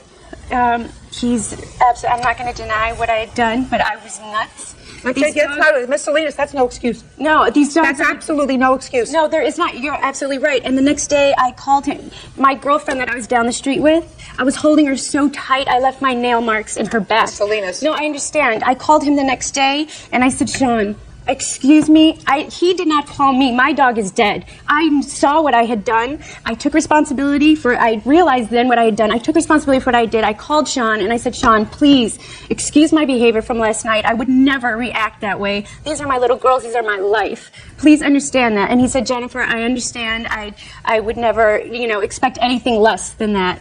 And he, Miss Salinas. To be attacked? Yeah, that's I exactly doubt that what I you would said. say You anything. understood, Sean. I understand somebody being upset Just about a second. losing their dog. No, I agree that But that's assault, not there's this no excuse for unacceptable assault. behavior. I do agree with you 100%. You have photographs of your injuries, sir? No, I don't actually. No, of course, because you have no injuries. How much did you pay for the dog, Miss Salinas? $1,200. You have the bill?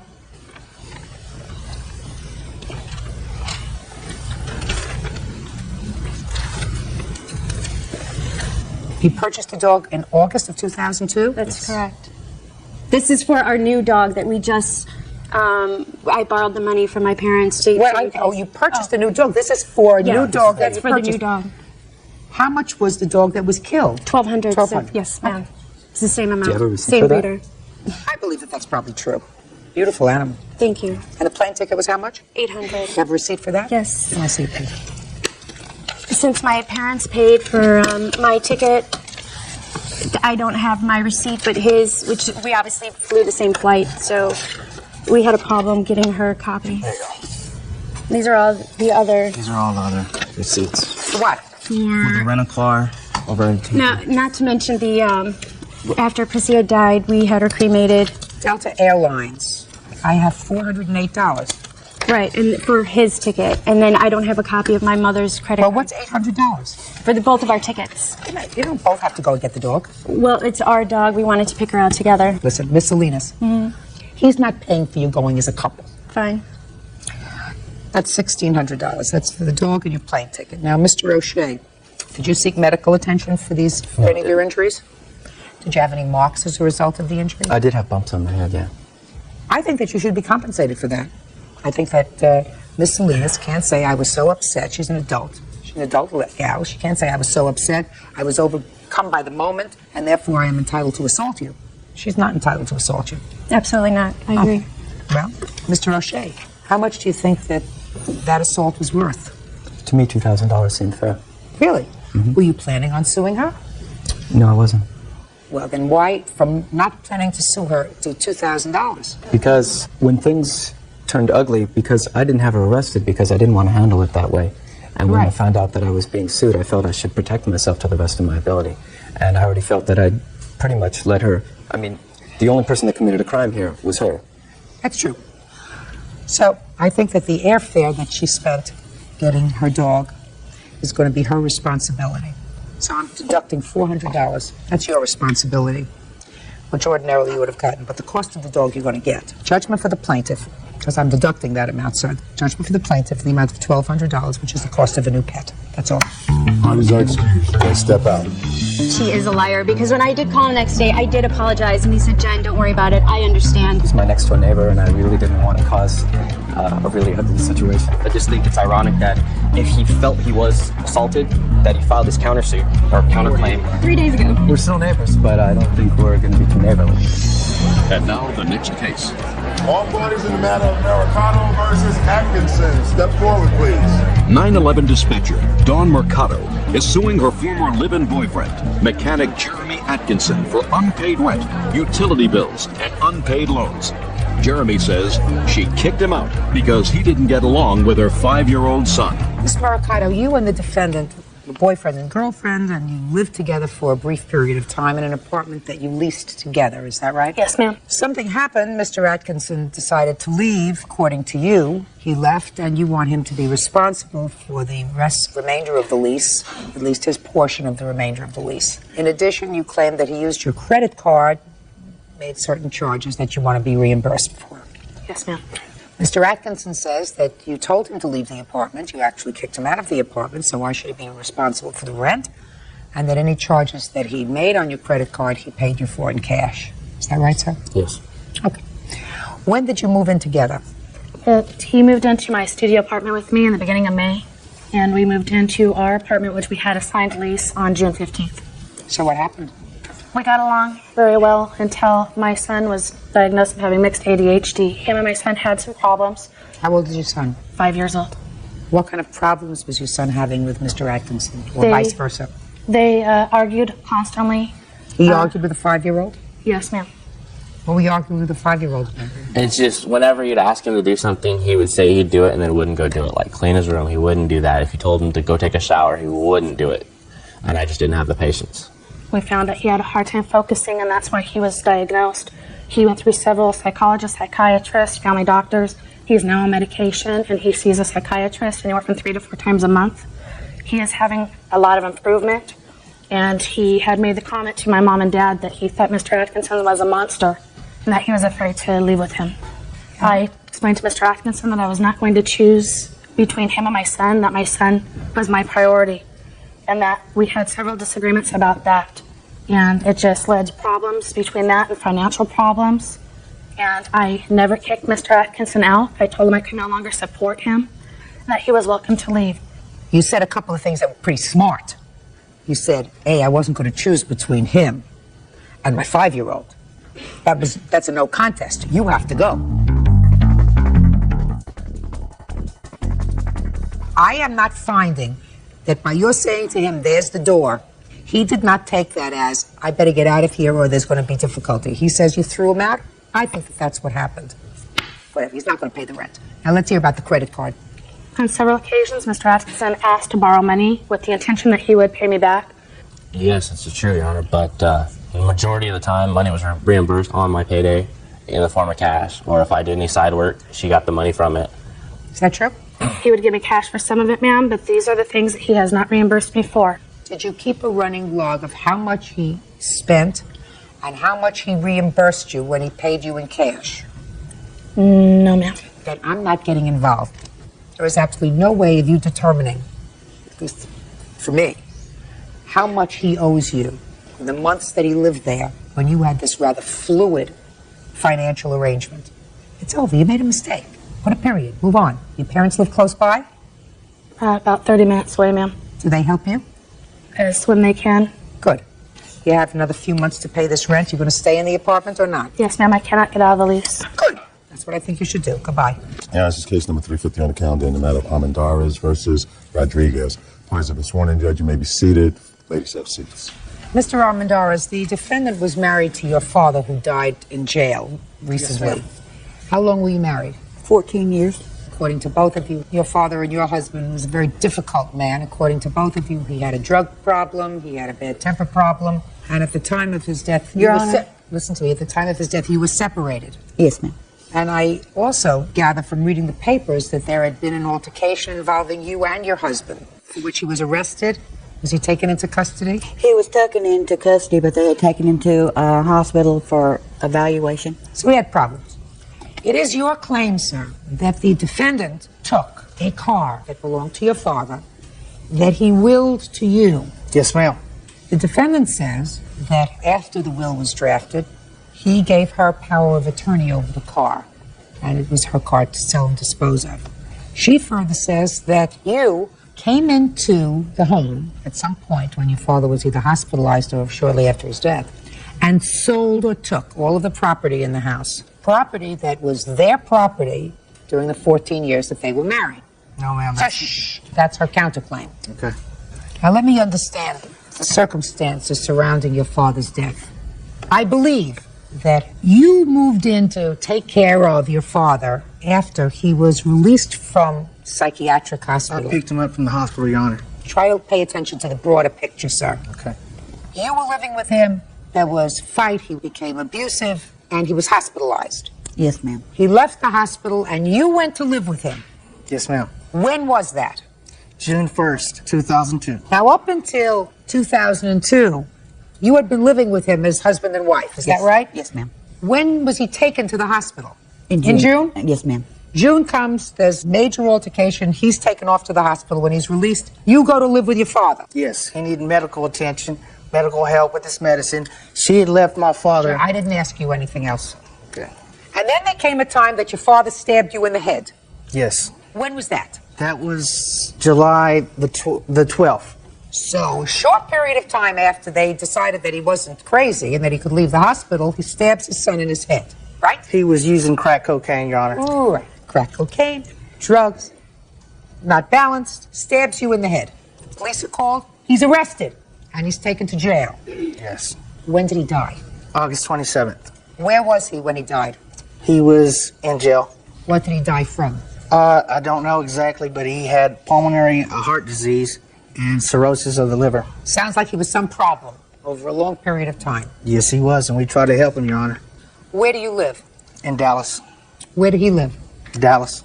Did you live with your husband continuously, Mrs. Rodriguez, during the 14 years that you were married up until June of 2002? Yes, ma'am.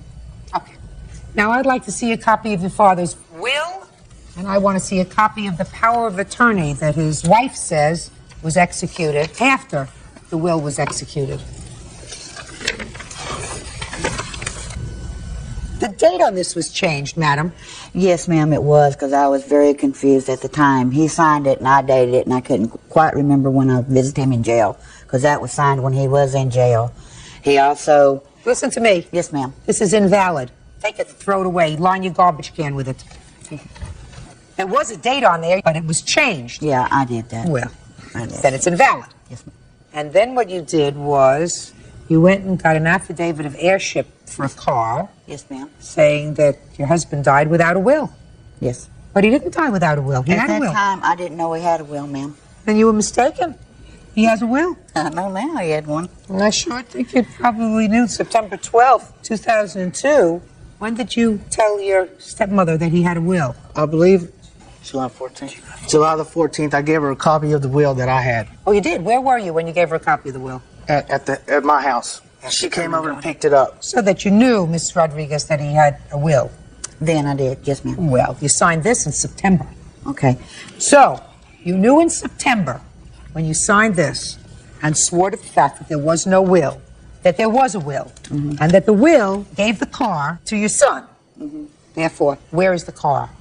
The car is in my possession. Car is going to him. Easy. That's easy. So now we've taken care of the car. Do you understand? Your Honor, Miss Rizzo, Yeah, sure. when my husband was in jail, I went to go see him. And he told me then, he says, I don't want Tommy to have the car. That's unfortunate. All I'm telling you is... And to Your Honor... Listen to me. Listen to me carefully. He gets the car because that's what the law says. Where's the title to the car? I have it, but I it's wanna not in my name. I've sold the car. You sold... Just a second. Let me see the title to the car. Who did you sell the car to? The original. We have the original. Who did you sell the car to, Mrs. Rodriguez? Robert. When did you sell the car? I sold the car Your Honor, that's approximately... who she lives with. I sold the car after I found out all this was going on because Tommy had went and sold my items in my house. Just a second. That's a lie, Well, Your we're going to Honor. get to that in a second. Yes, ma'am. You're slick. You're being slick, and I don't like it. Judge Judy continues in a moment. I also had two 25-inch color TVs. Your Honor, the television's there at the house. No, listen to me. I think you're a hustler. I think you're a hustler, too. I have a feeling people do deserve each other. And later today, Miss Hamilton, what are you complaining about? You came out ahead. You have a car. He paid a piece of that car. He has no use of that car. Come on, so far I'm unsympathetic towards your plight. real cases, real people. Judge Judy. Tommy Amandares says his stepmother owes for the value of a 1990 Beretta. Tommy says the car was left to him after his father died in jail. Now, I don't know whether he did the wrong thing by selling the items in your house, and maybe you both deserve each other. But this is playing slick. Miss Robert, is the person you live with? Yes, ma'am. I didn't ask you anything. Is this the person you live with? Yes, ma'am. So this is a lot of baloney. Just like the other piece of paper that you gave me that Your was Honor, doctored I have up. the title. I didn't ask you anything. Do you understand? Yes, ma'am. Do you understand? Yes, ma'am. All right. I don't want you to say anything else till I ask you. Yes, ma'am. What items do you claim that he sold that belonged to you and your husband? Oh, Lord. Everything. Everything that I've accumulated in the Mr. past 14 years. Ramondaris, did you sell anything or dispose of any property that was in your father's house? Now, you make sure that I hear the truth, everything. My father sold some of his stuff in the garage sale, and some of the stuff is still in the house right here. I've got pictures of it. That's not what I asked you. I asked you whether you or anyone acting on No, your ma'am. behalf disposed of any property in the No, house. ma'am. Nothing. Nothing. I've got pictures, Your Honor, Let me see. of everything she left in the house.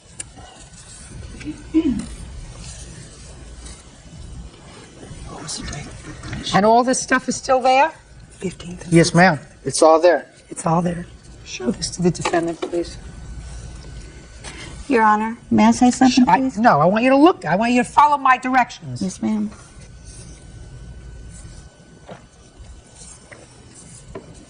That stuff is still in the house. Do you want that stuff? Yes, ma'am. I'd like to have it, but there's still some stuff that's not there. What? I have 2 more blue recliners. Do you have any evidence that he disposed of them rather than your husband disposing them? I know they were in the house when I last went in there. I have a police report where he called the police on me. I'm talking about you. I'm talking about Because from the he's having a time you garage left. sale. Listen to me.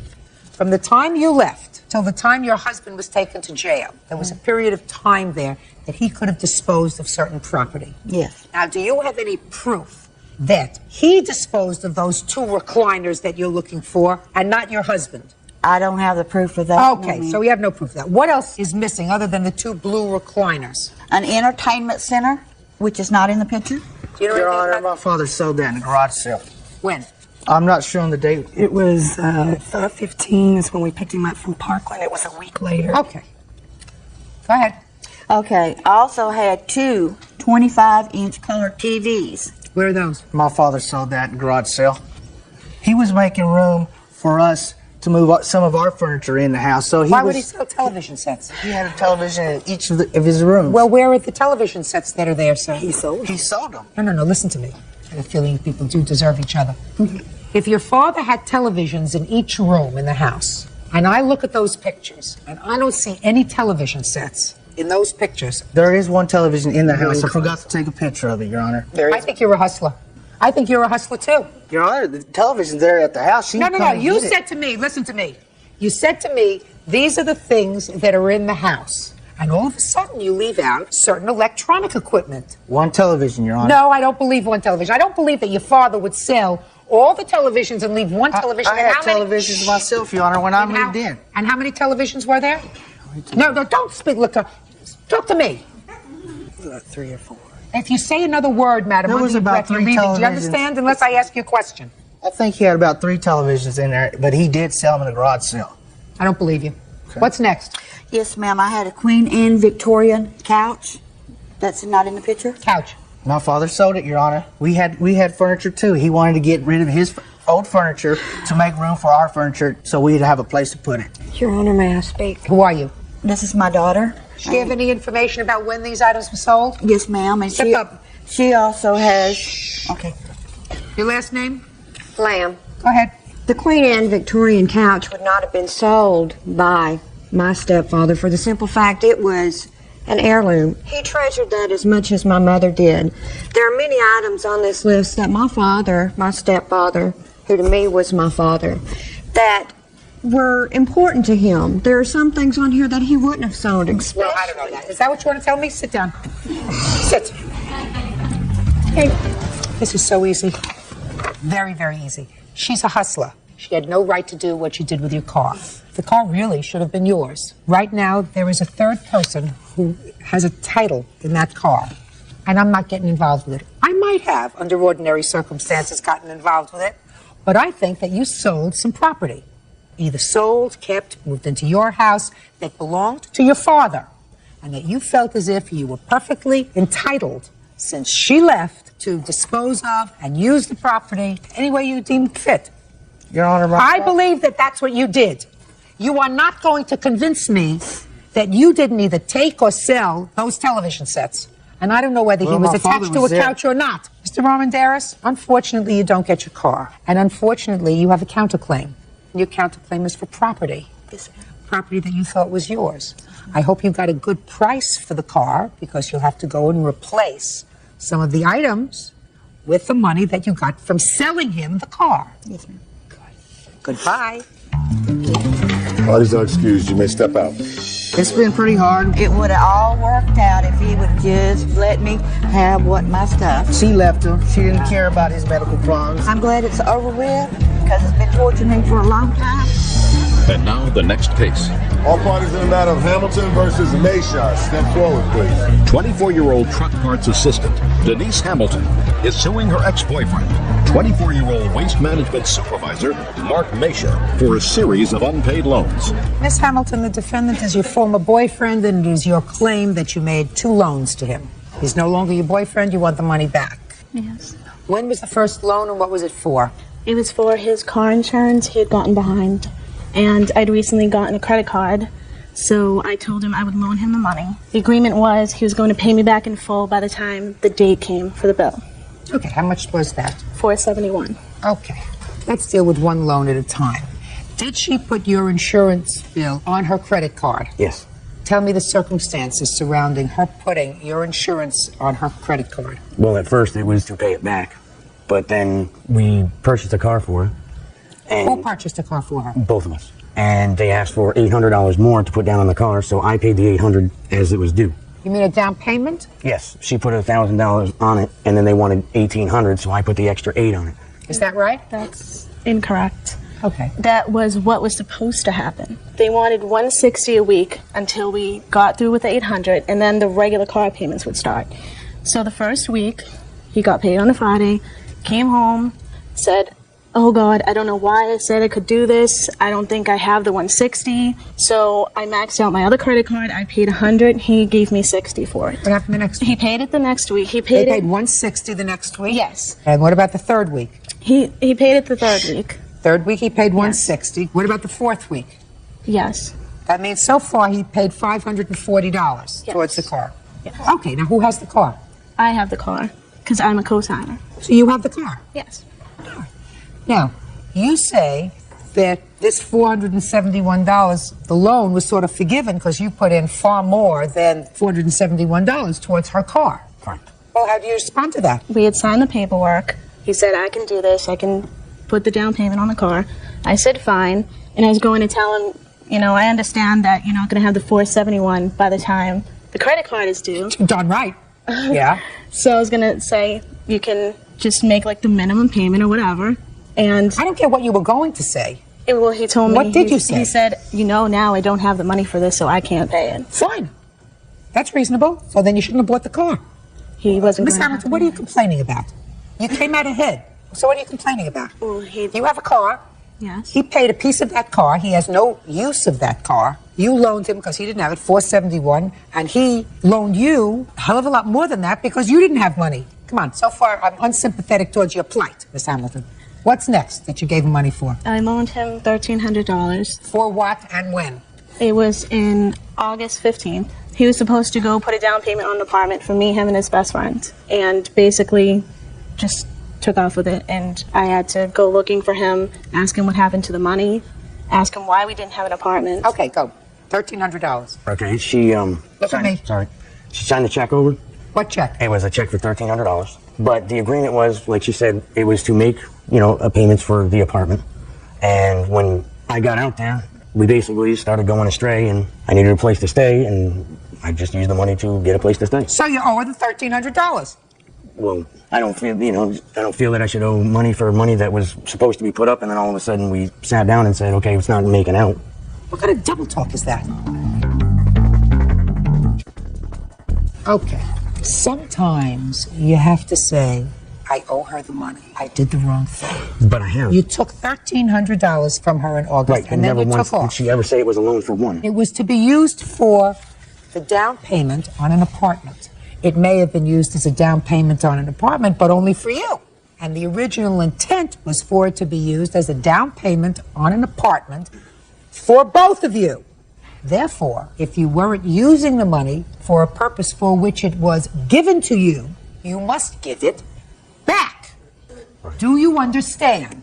Yes, I'd give it back. Perfect. I don't only half of it anyway. What?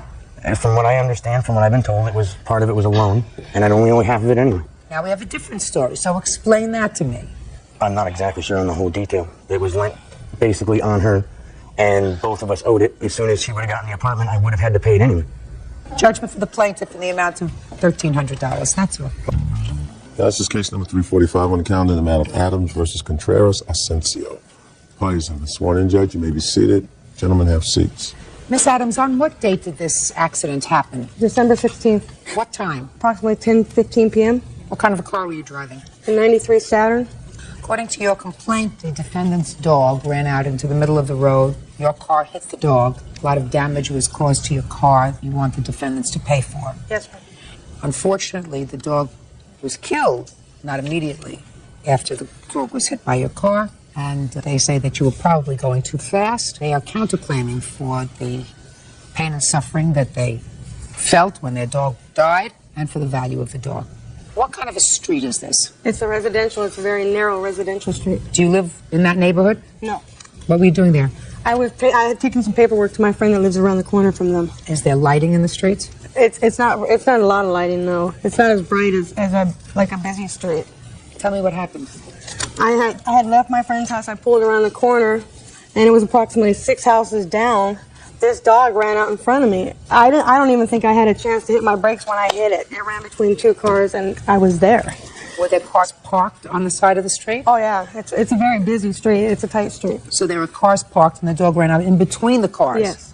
What was your dog doing out without a leash? I wasn't there at the time, but Okay, so you don't know who was Yeah, who was there? My neighbor, my guest neighbor, he Your was who? there. He saw everything what happened. Just a second. Sorry. Were you there? No. Well, who was there? My witness, him. I was right there. Tell me what your name is. My name is Gerardo Cruz. Mr. Cruz, were you taking care of the dog? No, I had got it was in 10:15 p.m. Excuse me. You answer my question. Okay. First, put your hands down. Were you taking care of the dog? Yes, I was. You just told me no. Were you taking care of the dog, or were you not taking care of the dog? Yes, I was taking care of the dog. Okay. What was the dog doing without a leash? Well, he followed me out to the street. It was approximately 4:50 between 4:30 and 5 o'clock when that I don't lady care ran what over the time dog. it was. First of all, what kind of dog is this? It's a Rottweiler. So it's a big dog. Yeah. Yes. What was this big dog doing in your care without a leash? Had gone out to the street. For what? To get a football across the street. You went out to go get a football across the street. Yes. And? And I picked it up, and the dog followed me accidentally. It gets out to the street. And I was talking to my elderly neighbor that lives right in front of my house when I saw the dog coming towards me, so I told him, go back. So he was going back. Approximately, the car was coming 40 to 50 miles per hour when the impact. Sit down. Did you leave him in charge of your house? He's my guest house. He lives lives in my the- house. I got a guest home. he lives in the back In of the our back of my house, in house. our guest home. So he was in charge of your dog? Well, we're not there at the moment. At the time, he was the only one that was there, seeing everything with my neighbor. Come here. Listen to me. When you weren't home, where did you put your dog? On the backyard. And his house is in the backyard. Yes. Yeah. So if he goes out and the dog is not chained or anything, it's just in the backyard. Yes. He let the dog out. Yeah. He let the dog out. Yeah. So, what do you want from her? You got a big Rottweiler. He walks out to get a football, goes across the street, talking to somebody. He's not paying attention. He doesn't know whether he's a foot or horseback. He lets your big dog come out, and your dog gets hit by a car. How come she drive 45 or 50 miles per You hour? weren't, madam, let me explain something to you. You weren't there. You weren't there. It's his fault, not her fault. It's his fault. And if he made up a story that the car was speeding, that's just to make himself feel better because of his negligence, the dog got out of the backyard and the dog got hit. Dogs are stupid. They're not smart. Dog doesn't say, "Oh, I could get hit by a car if I ran out between these two cars." It sees somebody that they knew walking out, followed him. He doesn't turn around before he crosses the street and say, "Oh, I left the gate open. The dog followed me out. I better go put the dog back inside or get a leash." No. He goes over to talk to a neighbor, right? Very smart, very intelligent. Let me see the damage to the car, please. Here's the estimate. I already paid for that. That's been paid for the radiator. What did you do after the dog came in contact with your car? After I hit the dog, I got out to see if the dog was okay, and the dog got up and took off running. So I asked him to stay with the car, and I followed the dog. Well, the dog jumped into a yard, and there was a gentleman, nobody here, but there was a gentleman standing in the front yard that didn't speak Spanish. And I said, "Is somebody Didn't here?" speak English. I mean, I'm sorry, only spoke Spanish. Didn't speak English. And a little girl ran in the house and asked some lady to come out who spoke English. So I said, "Is that your dog?" And she said, "Yes." I said, "Well, I just hit it," and I said, "I've got damage to my new car," and I said, "I'd like to have it taken care of." At which point she said, "Okay." We walked over. She looked at my car and she said, "That's not my dog. That belongs to my father-in-law." I said, "Okay." So I said, "Can I have his number?" They gave me a business card, and I said, "Okay." They said, "Call tomorrow." So I called the next morning. He wasn't there. So I called for several days, and finally I went over there and I spoke to this gentleman right here, and he threatened me with bodily injury. Oh, my God. Me and my household. That's a lie. That's not a lie. No, that's a lie. Your Honor, I had a witness. I had a witness that's in the hospital. Listen to me. I'm going to give you a chance to respond. I don't want you. Pay careful attention where you are. You're in a courtroom. You're not outside. She's going to testify. Then you're going to have a chance to rebut what she says. All right? I had a witness. He's in the hospital. He I'm not today. interested in seeing And then here's a witness's letter statement. from my mother that I was on a I'm not speakerphone and interested they in a letter threatened from me. your mother. Okay. They just threatened me over the phone too. At which point, my mom's very ill and I can't put my mom through that, so we moved. Damages are about $3,000 to the car. It was done? I also missed a hospital appointment 2 days later because my car was out of commission that I was supposed to have. Should have taken a cab. Don't be ridiculous. It's Don't in panic. Hawthorne. I'm listen disabled. to me. I have no money. Listen to me. Okay. Don't panic. Okay. Judge Judy continues in a moment. Genius over here doesn't call the vet immediately, doesn't call a hospital immediately to take the dog over. He lets the dog bleed to death for 6 hours. And later today, She jabs a stick into the truck a couple times. She said something about, my man stayed all night with you last night. I was like, your man ain't stayed all night with me. I have no clue what you're talking about or who the F you are. real cases, real people. Judge Judy. Helen Adams says Alex Contreras and his mother Ana Maria Asensio owe for damage to her car when she ran over their dog. Alex and his mom say Helen was driving too fast. I don't think that you were going 50 or 60 miles an hour down that street. I think that he said that just to make himself feel a little bit better because he's really responsible for the dog getting killed. Put your hand down. I was gonna say so. I'm not interested. If I were interested, I know what it means. I didn't think you had to go to the bathroom, sir. I was there Listen too. to I'm me, in the sir. same neighborhood. Listen to me, sir. It's his fault that the dog got killed. He left the gate open and allowed the dog to get out. If he were careful and left his house and closed the gate, then the dog wouldn't have had an opportunity to run out.